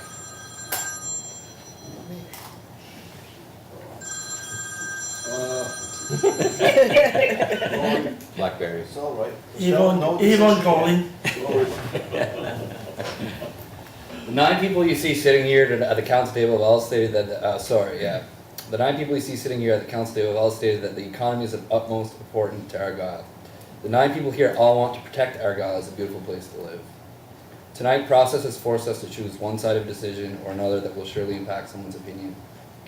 I ask the residents and the businesses of the business park, as well as the owner of the proposed nutraceutical facility, to remember that none of us sitting up here tonight are comfortable. It's our elected duty, and after dragging this on for what I call a long period of time, tonight a decision must be made. After various phone calls, meetings, and consultations with both sides of this decision, it became quite clear to me that the emotional factor of this decision is a hard feeling to neutralize in an effort to make a choice based solely on facts. On one side, I have a business owner who operates a business with the largest employment rate in my district. He has always presented himself as a professional businessman, and he is well liked and trusted throughout my community. Ironically, he sat on Argyle's Economic Development Committee, which among other things had a mandate of filling our business park. This man was always conducted himself professionally. He's a huge community supporter. He's a friend of mine. Full disclosure.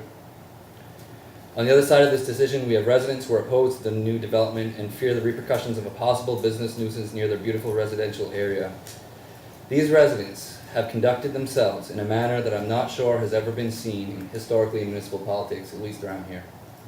They didn't make a commotion, they didn't scream, they didn't holler, stomp the fist on the table. In search of what may lay ahead in the business park, they conducted themselves in a real professional manner. To that, I tip my hat to them. I'm getting married this summer. Of the adult residents of Gardner Lane, 33% of them are invited to my wedding. The majority of the rest of them are also good friends.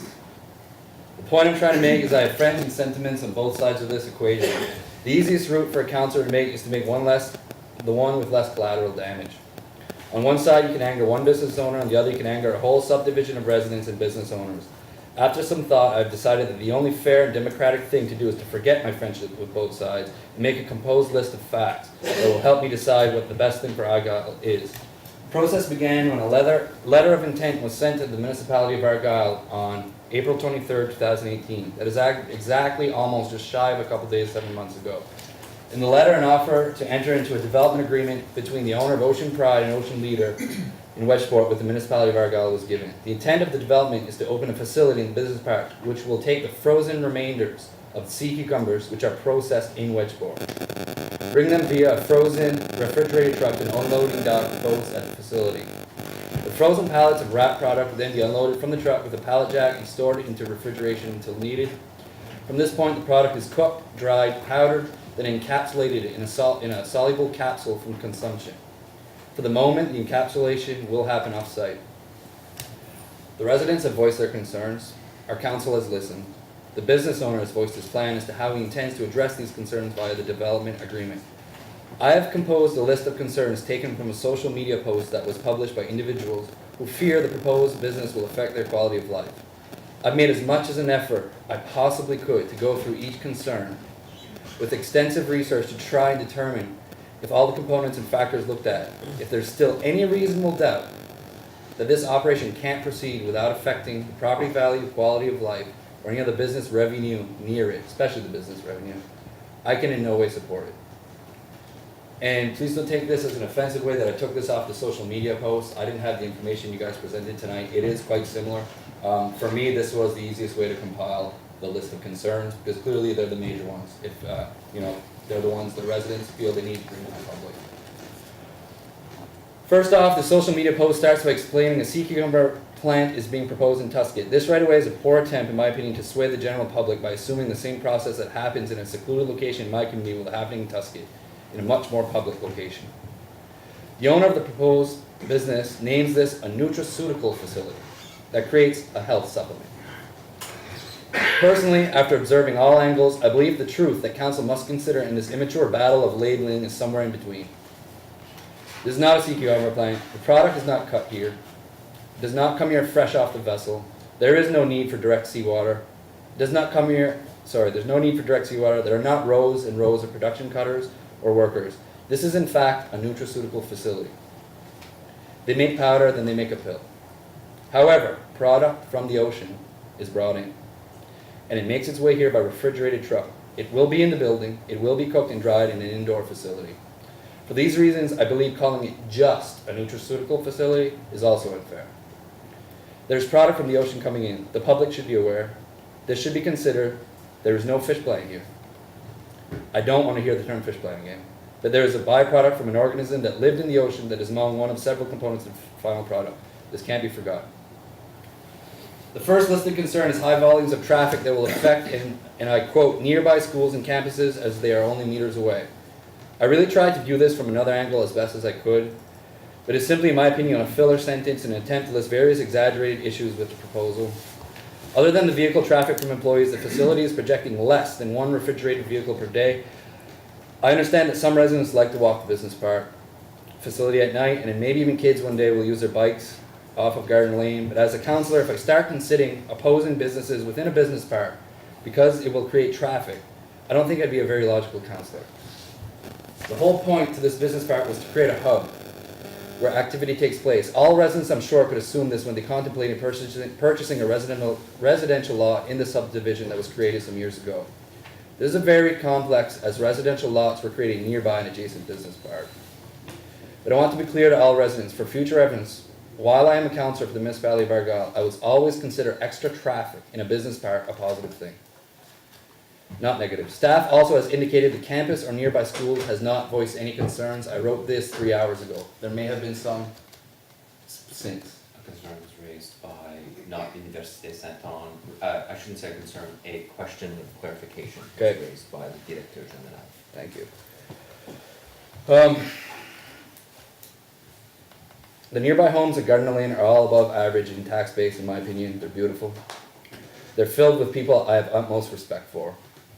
But it must remain clear, unless council all of a sudden decides to make the business park a residential area, traffic will remain a positive thing. This province has effective traffic laws in place, and I'm sure we have the tools and staffing that know how to keep the community safe. Thirdly, quote, as this is a processing plant, the wastage from this plant can pose a serious threat to the Tusket River. I have no way of describing this any lighter than a lie. This plant poses as much of a threat to the Tusket River as basically, in my opinion, a truck going over the overpasses that might fall in someday. We have to live our life.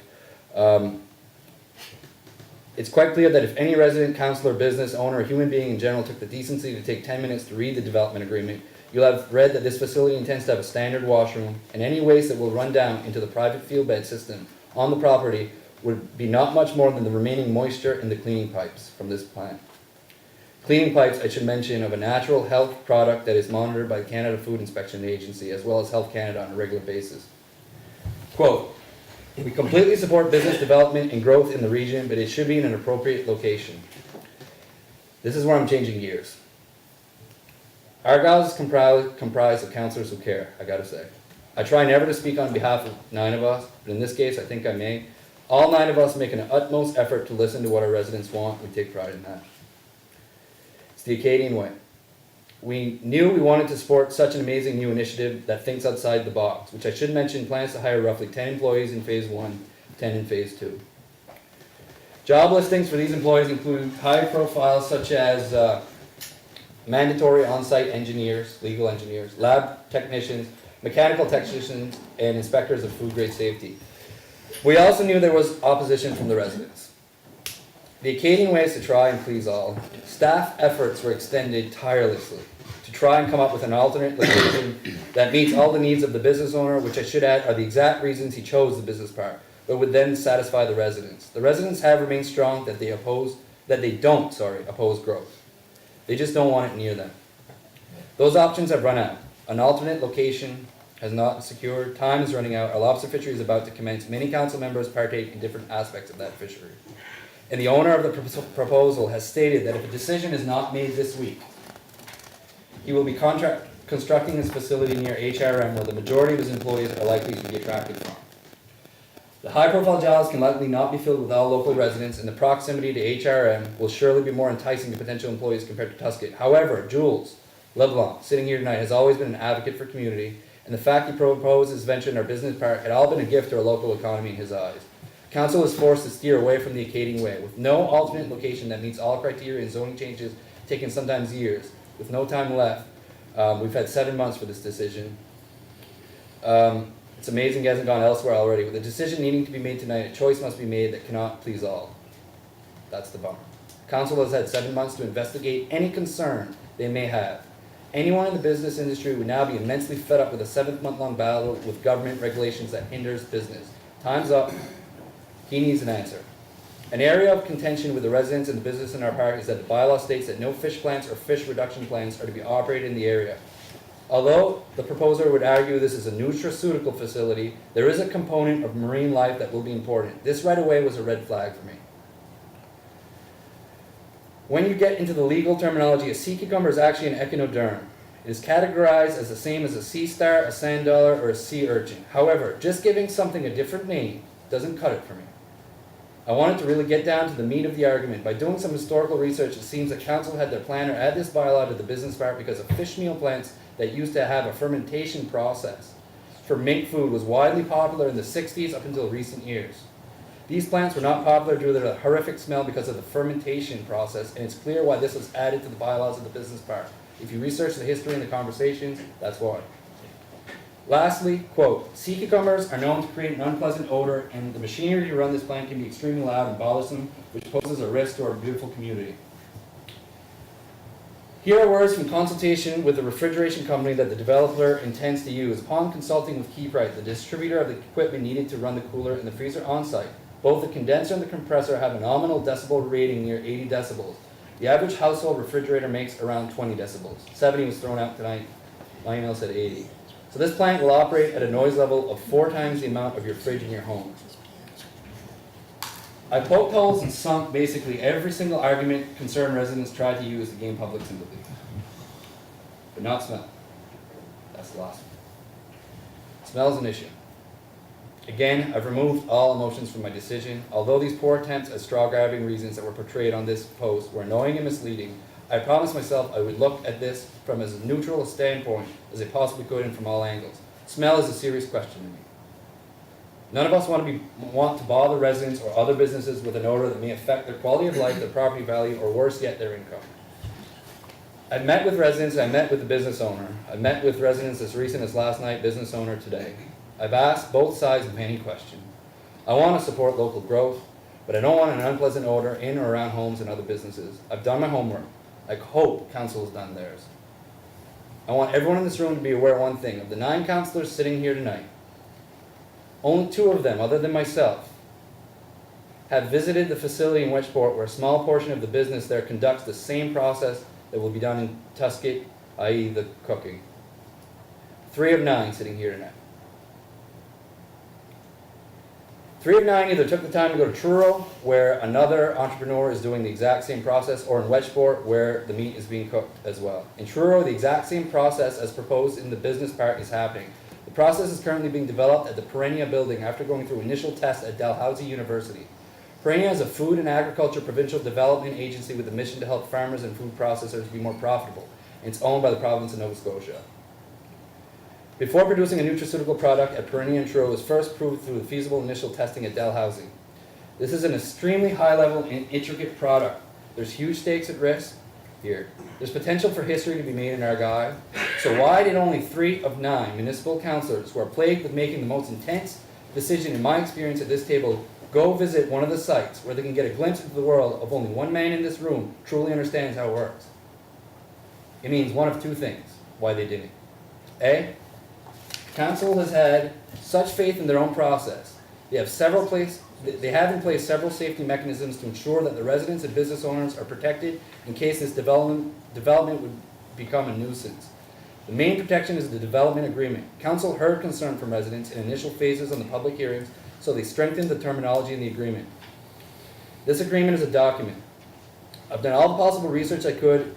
This agreement is a contract between the municipality and the developer.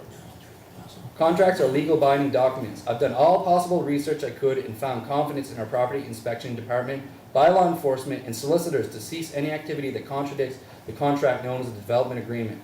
If sound or smell becomes such an issue with this new business, the development agreement states that an independent third-party consultant must be brought in to decide if the business has corrected all issues that the residents may have.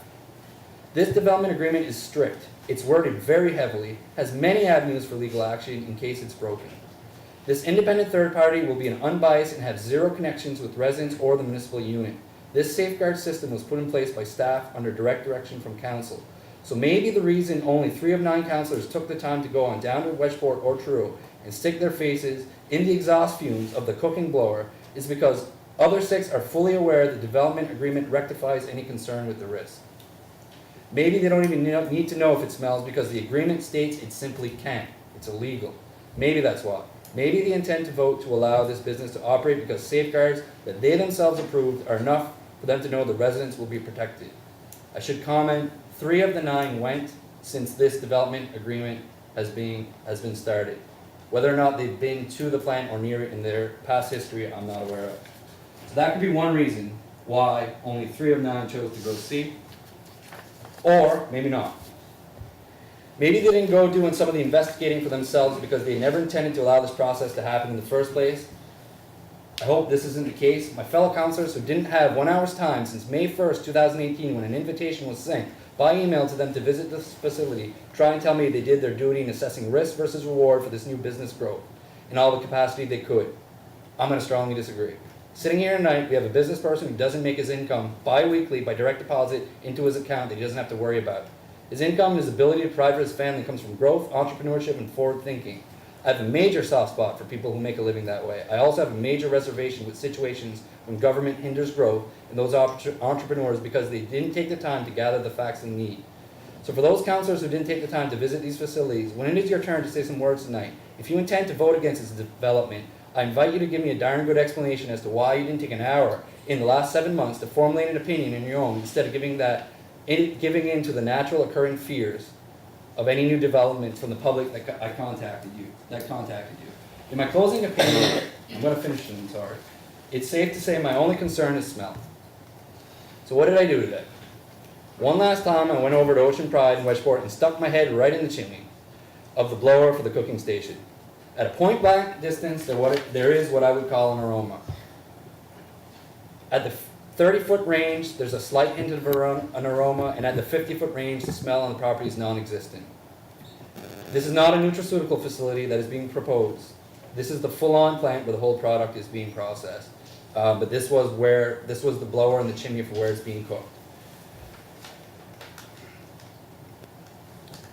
If the fact that the proposed business owner isn't already trustworthy enough, being a community pillar and well-liked by all those who have dealt with him, you're all protected by the development agreement that your councillors instructed your own staff to create. It's our product, it's our baby.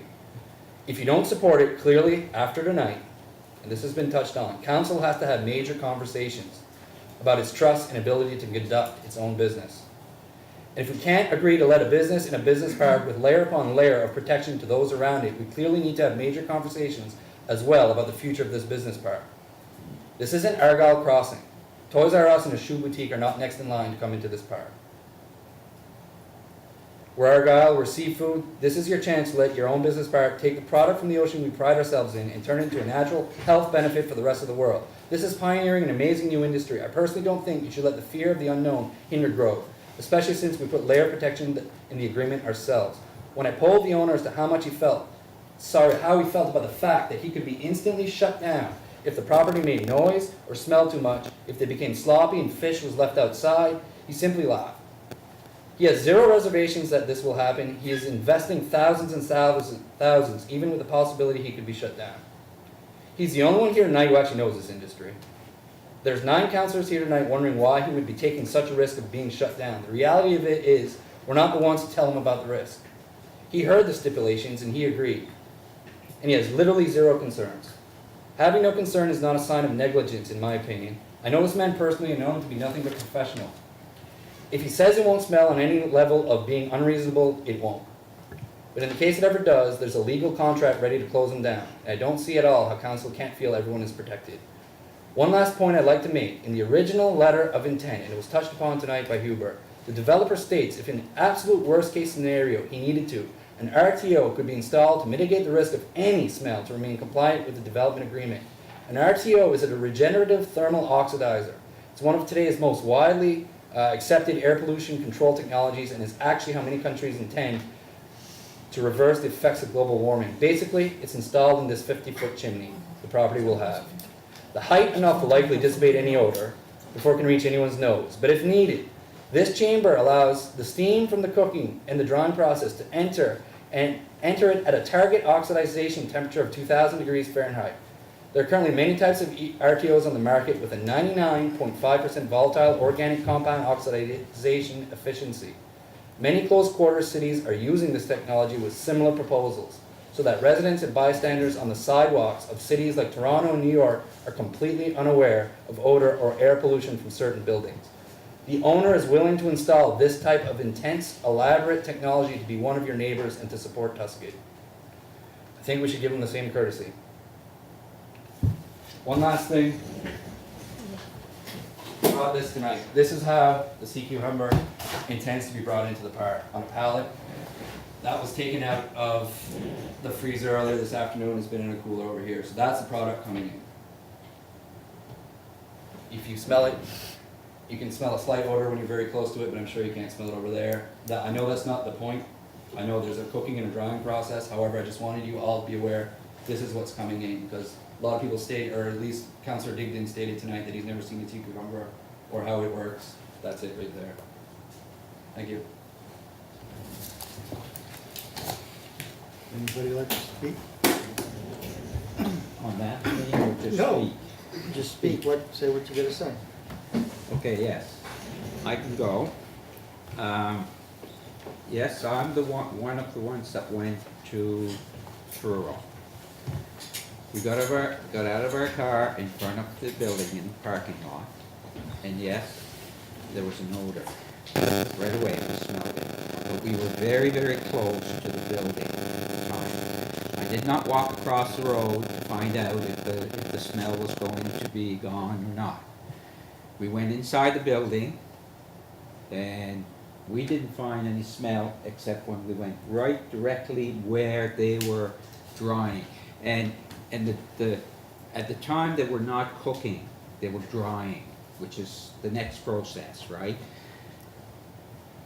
I think I'm told that there could be more of an odor in the dryings than there is in the cooking.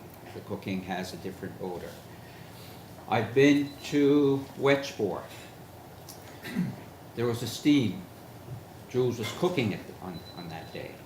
There was a steam coming out of the exhaust.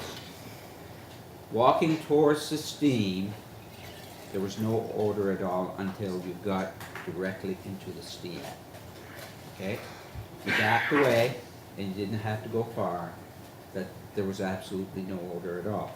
Now, there was comments of the temperatures and whatever, and that could very, very well be. I don't know, but maybe it's the time of year. As far as noise, I found Wetchport very noisy. With the compressor or whatever it was that was running outside was very, very noisy. In Truro, the noise was almost nil. There was very, very, very little noise, okay? You could hear it because we were close, okay? I know what Councillor Dignan said, that he asked me if there was a smell, and I said yes. Yes, there was. But that's just a quick answer, yes, that there was a smell. But I can honestly say that when I stepped further away, in the parking lot, I don't know where that was coming from, because we weren't even anywhere near where the drying exhaust was. I think it was coming from the main chimney or whatever that was. Do you remember where it said? If it was coming from the original exhaust, it was about between 30 and 40 feet away, and we could smell it at that distance. It was a faint smell. But it wasn't even, because the exhaust, the way his building is made is like a U shape. And the exhaust was inside that U shape. But where we drove in was in front of the building. It wasn't directly into where the exhaust was coming from. So, yes, there was smell. It wasn't the smell that was horribly unbearable, but it's a smell. That it's not a smell that I would want to have to stand in constantly. Having said that, we are elected. When I look at who's here, these are all people, I bet there isn't one here, and if there is, there's not too many, that are not in my personal district. And we're elected to represent the people in our district. We represent all of the municipality, but our main concern to me is who I represent directly. And I've had contact, not with all the people that are here, but I've had contact with a lot of people, and I've had contact with probably every member, if not every 90% of the members in the park, in the business park, that if anybody is going to be affected, they're the ones that are going to be affected. Because they're the ones that are the closest to this operation. So if there's anybody who would be affected, it would be you. And I haven't had anybody tell me to support this operation. I've had the opposite. I've had calls from different people in my district as well who are opposed, that are not anywhere near the facility. And they did not know about what was going on until very, very recently, right? They weren't aware of what was going on any more than a lot of people out there are probably not aware. Except now, more and more people are aware. There is an agreement, and the agreement states that we have to have a public hearing. There's a reason why we have public hearings. If we didn't, if it was just a matter of having an agreement and we decide without bringing it to the public, then the council could decide, but there's a reason why the public are invited. And we want to hear what the public, that if they're opposed or if they're for, we want to hear their views. And what I've heard is the people are totally against it. The people that have contacted me, I have one person in my district that have called me that said that person was in favor, one person. Other than that, everybody that has contacted me has had a negative comment about this going in. Afraid of the unknown, which you can understand that. If you don't, if there's anything out there that you're not sure of, that can create a fear. So with that, my personal feeling is I have to support the people that are coming to me and telling me what they want me to support, because that's the I've voted in different cases, maybe against what I felt personally should be done, but I'm elected to represent the people that elect me, and I have to bring their voice to the table. I am their voice, and that's what I'm doing now. I'm bringing your voice here, your concerns, and I just have to tell you that I support what the residents are asking me to support. I'm all for economic development. We need economic growth. I mean, we built a park in the hopes that that's what it would bring. But I think we have to bring the right businesses in. So that's all I have to say about this, for sure. Councillor Surratt? Yes, thank you very much, Mr. Chair. First of all, I can assure all my fellow councillors that I am not here to shoot them down for anything they've done, or they haven't done, or they should have done. I think to each individual councillor, it's your own mind. I'm not here to convince you one way or the other, or to tell you where you should have gone, where you shouldn't have gone. That's your thing, and I don't judge what you do. Here's what I know. I know that for 30 years, that business park, there was nothing basically in the business park. The people that made the business park had good foresight, great foresight. They wanted businesses to come in there. And I think, as we all know, it was a great idea, but nothing happened to go in. Well, let me just go back now from 30 years to about 7 or 8 years ago. When I came on this council, staff brought us a proposition of maybe thinking outside the box. And that thinking outside the box was, what about making a lane and opening lots on the river? And I certainly, said to myself, you know what? After 30 years, and I've heard it from many people in the municipality of Argyle, why is there nothing there? Why is nothing going on? So, with staff bringing the proposal here, having a good argument and a good business case to make these residents, to get these residents the road built, sell the property, I feel that that was the right thing to do at the time. I voted for it. Not a question. Nothing was moving in there. I feel that once the residence built, for me, I'm not talking for anybody on this council, I'm talking about this guy. The dynamics changed at that time for myself. Now I have to think as that park as a residential and a business park. In one context, I have that in my mind. On one side of the coin, residents are staying down there.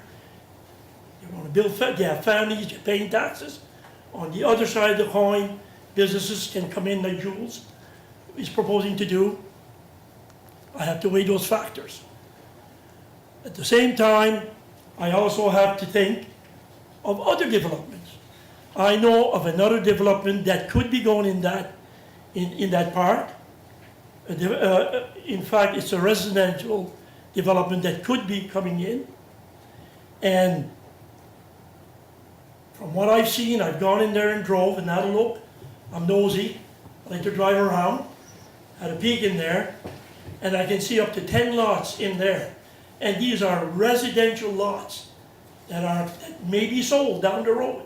When I don't know, the developer who's doing this has spent a lot of valuable money, a lot of time, and considering in doing this. And the reason I think, I've never talked to him about it, but one reason I'm sure he's doing that is because the municipality of Argyle, through our staff, who brought the proposal to us, have made a lot available to the people down there. So this person, obviously, looking at that, says, hey, maybe there's a business case to be made here where we can get more tax dollars for our municipality. That's a lot of taxes. Let's say there's 10 lots that could go in there. I'm roughly guessing from what I've counted, that could go in there. A lot of taxes could be collected. We could bring a lot of young families to our area in that park, which we already have young families in there. Now, on Gardner Lane, on this other area of growth, like I said, we could have many other families in there and a huge tax base. I want you to know that the community, this community, the municipality of Argyle, other units are probably, how will I say that? They can't even dream of what can happen. We've thought outside the box. Staff brought this up, it's not myself. Brought it up to have a park, a place where we could have residents staying. We have another developer looking to add on to that. People can only dream of the tax base, the people, the youth that can come into our municipality. I want everybody to know this of our council, and I'm sure they've thought of it.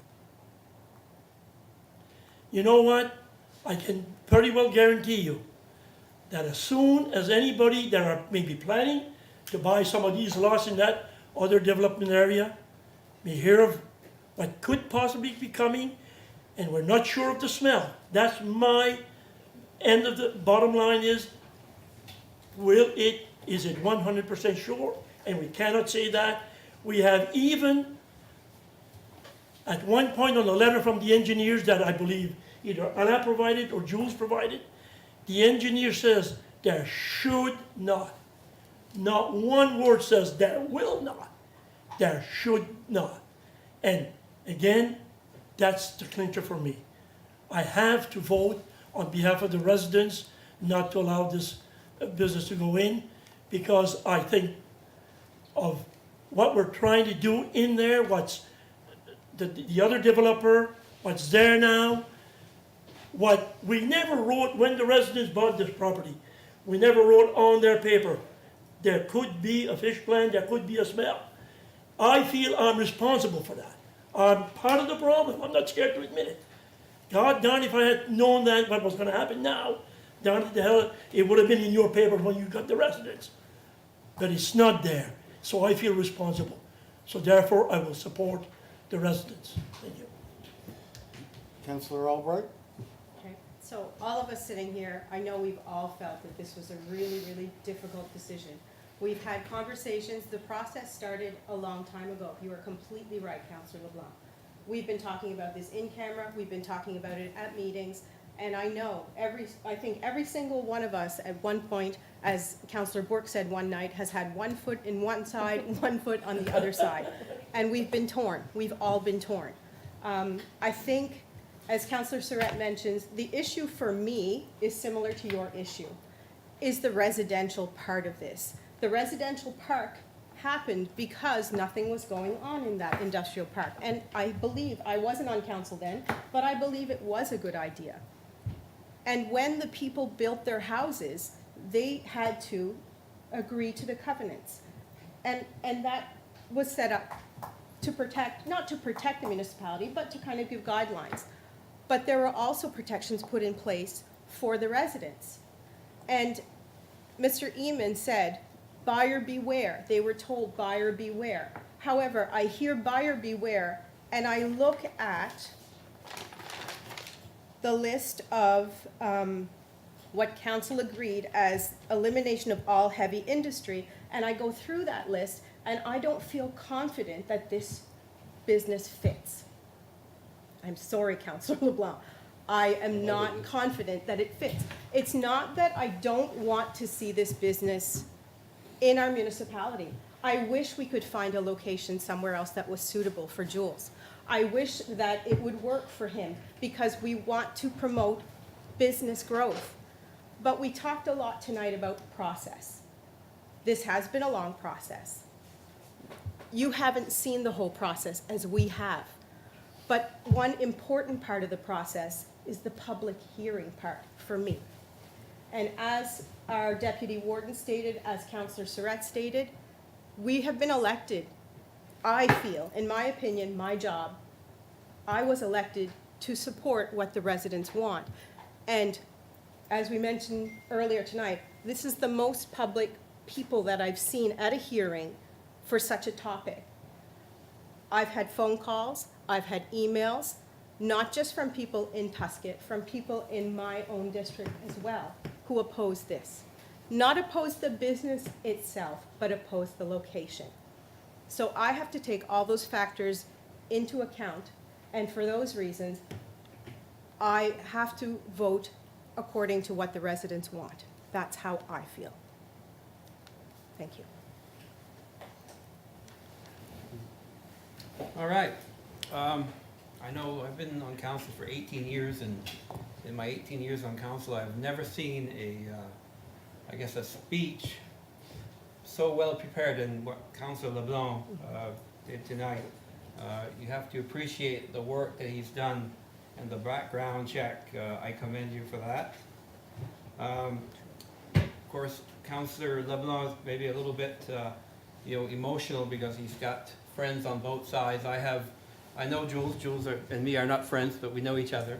I have people in the park who were in my district. I'm looking at Grant and Jessica that have a nice home, which I actually went down the lane and had a look today. So I'd seen the picture on Facebook, as everybody else probably. So I went down there and had a look. But Councillor Digdon, you talked about the development agreement and how you maybe don't have faith in the process. So I've been here for a while, and we came up with a development agreement to protect, the residents in the area where business was to be set up. And, so I believe in the process. We had staff work for 7 months, okay? And we have a very good staff who've, done their due diligence. We have a business developer who, wants to have a business in our municipality, who's done his homework. And, I feel like I'm going to support this development. Everybody else has been open about how they're going to vote, so I might as well come out and say it. Thank you. Anybody else that can speak? I'm gonna, about time I said something, I guess. Like Councillor Albright said, I'll say I had one arm going this way and the other arm going that way. I'm all for business. I'm from a region where there's many fish plants. There's fish processors. There's lobster tanks. I'm always around the areas where there's always an order during summertime. Sometimes there's orders around my residence during the winter months when it's lobstering, around the lobster pound. That's negligence of the lobster pound. I think Jules has something great. It's wonderful. I'm listening to the residents. I want everybody to be happy. I told that to Nicole. I said, my problem is I want everybody to be happy. I want Jules to be happy. I want the residents to be happy. It's tearing my heart to try to decide what to do best for everybody. So, Lucien, you did an excellent speech. I've been sitting next to your sea cucumbers. I've smelt lots of things worse than that in my district. I'm all for business. I have confidence in Jules. And I'm sorry to the residents, but I'm gonna have to say I'm for this business. That's my gut feeling. So that's the way I go. Anybody else? Yeah, the only thing I must will, about the agreement, one of the big things that's bothering me is we've got no rules or regulations in place for a smell, or penalties or what we're gonna do if there is a smell that I know of. Would you like me to address that? Yeah. Or if, Yes, you may. I can do that after if you wish. Totally up to What would you prefer, Councilor Digby? Go ahead, because Okay. I may have overlooked it, I may. There's no, so first and foremost, there are plenty other regulatory bodies other than our own. One of which that we should be aware of is, well, three of which is environment. One, if there's any environmental issue associated with nuisances, Department of Environment can be contacted. They have rules and regulations that dictate that. I don't know all of those rules because I'm not an employee of the Department of Environment. The more rigorous test, I believe, for Jules in particular is the CFIA, because we're dealing with nutraceutical, we're dealing with a food that is being transformed into a nutrient. He would have to abide by very strict guidelines, which would require him to have a fresh product. Now that doesn't regulate smell necessarily, but it does regulate the product in terms of how it gets handled. Again, I only know very little, about as much as what I just said about the regulatory framework of the CFIB. The regulatory framework, that's CFIA, CFIB is an entirely different thing. Anyway, so what I do know is we do not require regulations to address the smell issue. The contract overrides any form of regulatory framework. We don't have fines and penalties in place for that because those are reserved for bylaws. This is not a bylaw, this is a contract. So what we have is a situation where he says he's going to mitigate the smell to the point where it's not a nuisance to the community. If the community is reasonable in its complaints, we need to engage a third party. They come up with a recommendation how to fix it, and he must do so. And if he doesn't, he's shut down and restore it. And so that is, in fact, based on my experience and with respect to our bylaws that we have in place, that is actually more strength than any of our bylaws put together in terms of how we can address this particular issue. Because bylaws have fines, and fines have short and long forms, and there's a whole process associated with that requires a lot more steps in order to address it.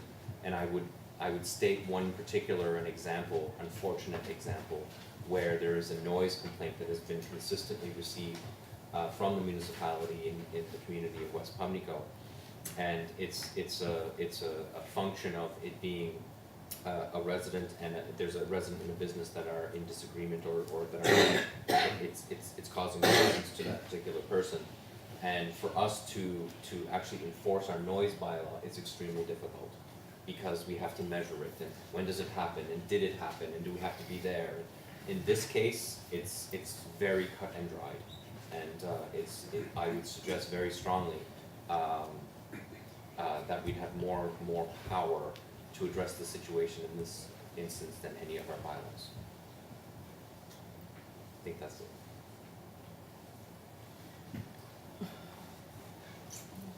That's what the agreement's for. I'd like to say something, if I could, on something on the environment. Hubert Pache mentioned something about on our way to Halifax, there's a smell. We all know where that's coming from. And if environment is so strict, you know, you pass there, you have to have a close beat on your nose inside the car, and nothing's being done. There was a smell in Pubnico from our plant, and environment has not done anything there. So how strict is environment? Does it depend on the complaint you get, or how is it? Like in Pubnico, nothing. We didn't call environment. I know that. So for instance, it depends on the nature of the stink. If you have, for instance, we've had situations where lobster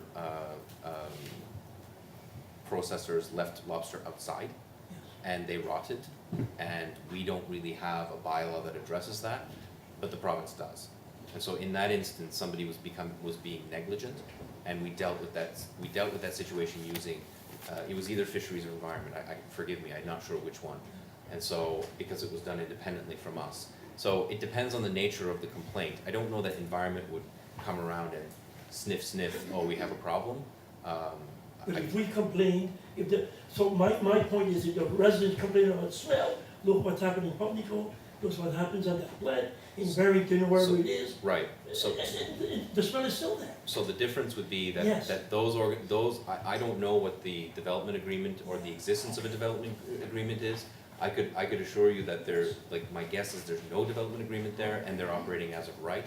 And you're probably passing a highway where there's nobody living in that area. That's right. And yes, you smell it while you're driving by, but there's nobody else in the vicinity that is Impacted or. Right. So I don't know exactly why it smells, but what I do know, and what I know for sure, is that this development agreement, if there's a smell and it's a nuisance, it can be shut down.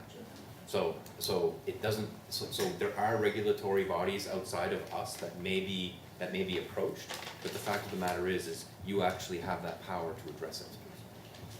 Thank you. Yes. The only other thing who considers it a smell or a nuisance? Who can make that decision? So the development agreements notes that it basically speaks about it's a complaint process. So the residents would have every right to complain if there was and by resident I'm also including business owners. It's not just the residents could complain about the smell. The complaint, the provision in the development agreement says, and I can quote it, but I'll say it without quoting it, and then I'll read it after, is that it has to be a complaint from a reasonable person. So that doesn't mean the person is unreasonable when they complain. It means that it has to be a reasonable complaint. So saying I smelled it yesterday at 4 a.m. and I haven't smelled it since, but that's annoying to me, is not a reasonable complaint. A reasonable complaint would be not even multiple, it can be one person, making a complaint that it is consistently a nuisance to their area. I smell it regularly, I don't like it, this is ridiculous, this is not what we bought into.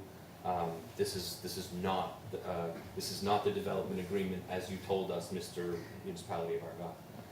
At that point, our first natural step would be to go to Jules and say, what the heck, what happened? What is it? And he would give us a reason. Perhaps there was a mechanical issue that he rectified, but if he hasn't rectified the situation, we get a third party to rectify the situation, and he must comply at his cost. And so the complaint would be generated by the residents based on their experience. And it doesn't have to be, it can be any of the 3 nuisances that we identified in the development agreement, which include noise, and the third was beauty. Like, so if it looked terrible, then you could make that complaint as well. Now, in the situation where something is unsightly, the unsightly provisions could also apply, because we do have bylaws that address dangerous and unsightly. I know. Right? So we could use that, but the development agreement is stronger in our protection and the protection to the public. I'm still torn, there's no saying I'm not. And I knew what was in the development agreement, I just wanted to make sure everyone here knew it.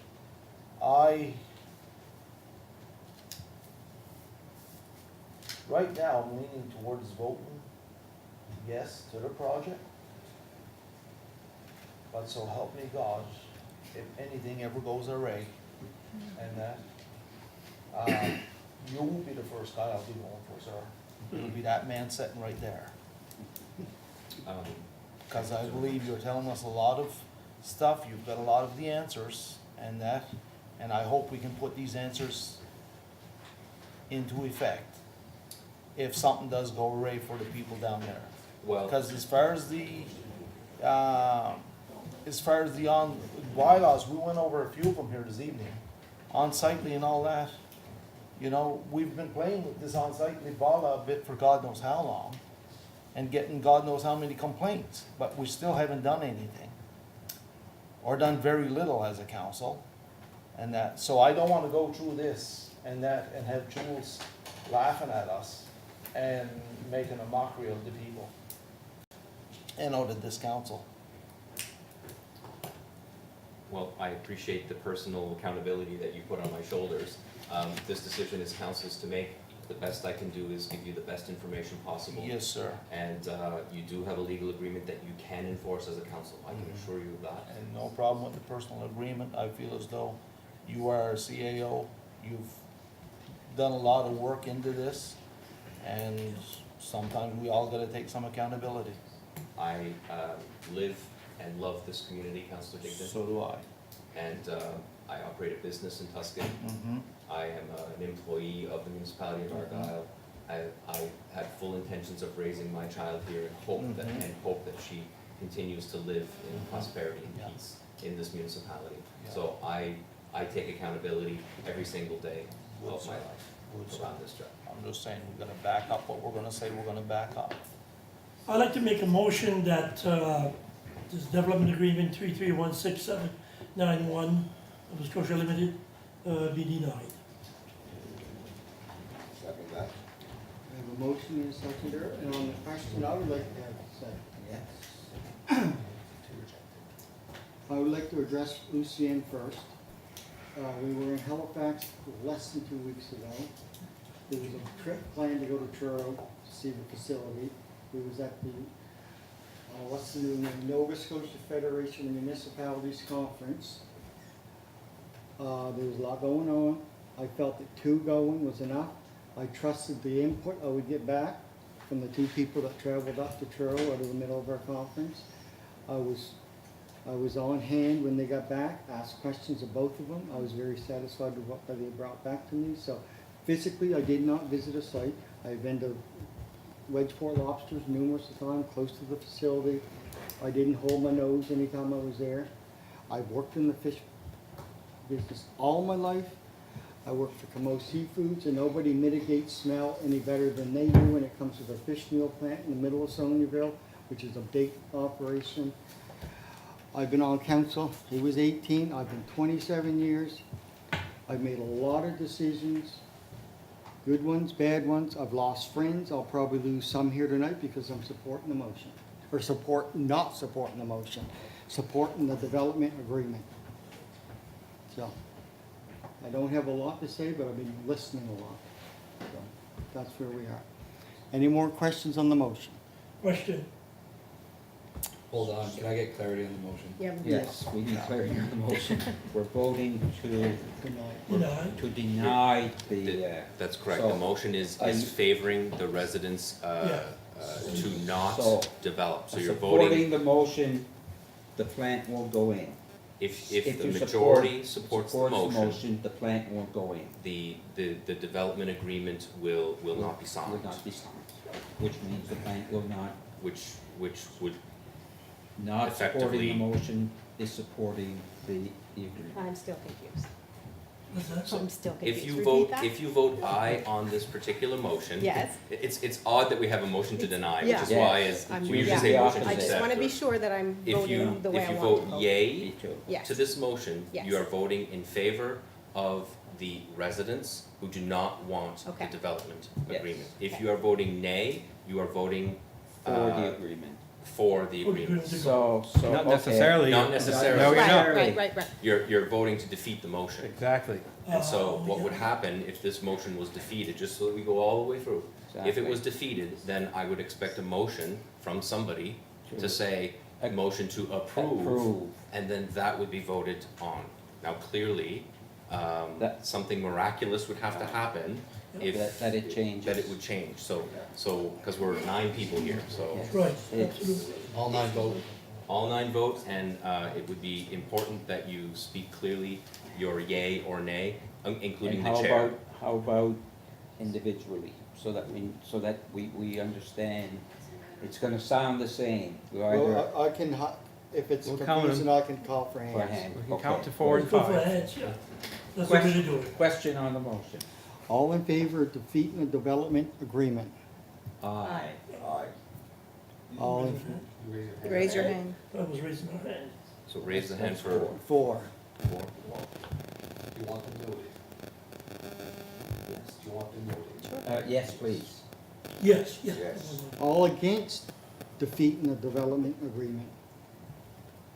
1, 2, 3, 4, 5. So the motion has Motion's been- defeated. Correct. Motion is defeated. Yes. So we Now we still need- have to approve the development You agreement? can't, it doesn't automatically approve No. the agreement. And we need another We motion. only, Another motion to do. No, I say we need another motion. We do need a motion. That's why As the chair, motion I should can't be make made. that. Somebody willing to make that motion? I feel some eyes on me. I'll make the motion that we approve the development agreement. Second. Question. Question on the motion. All those in favor of accepting the development agreement 3316791, vote aye with your hand up. 2, 3, 4, 5. Against? Motion carried. Move to adjourn.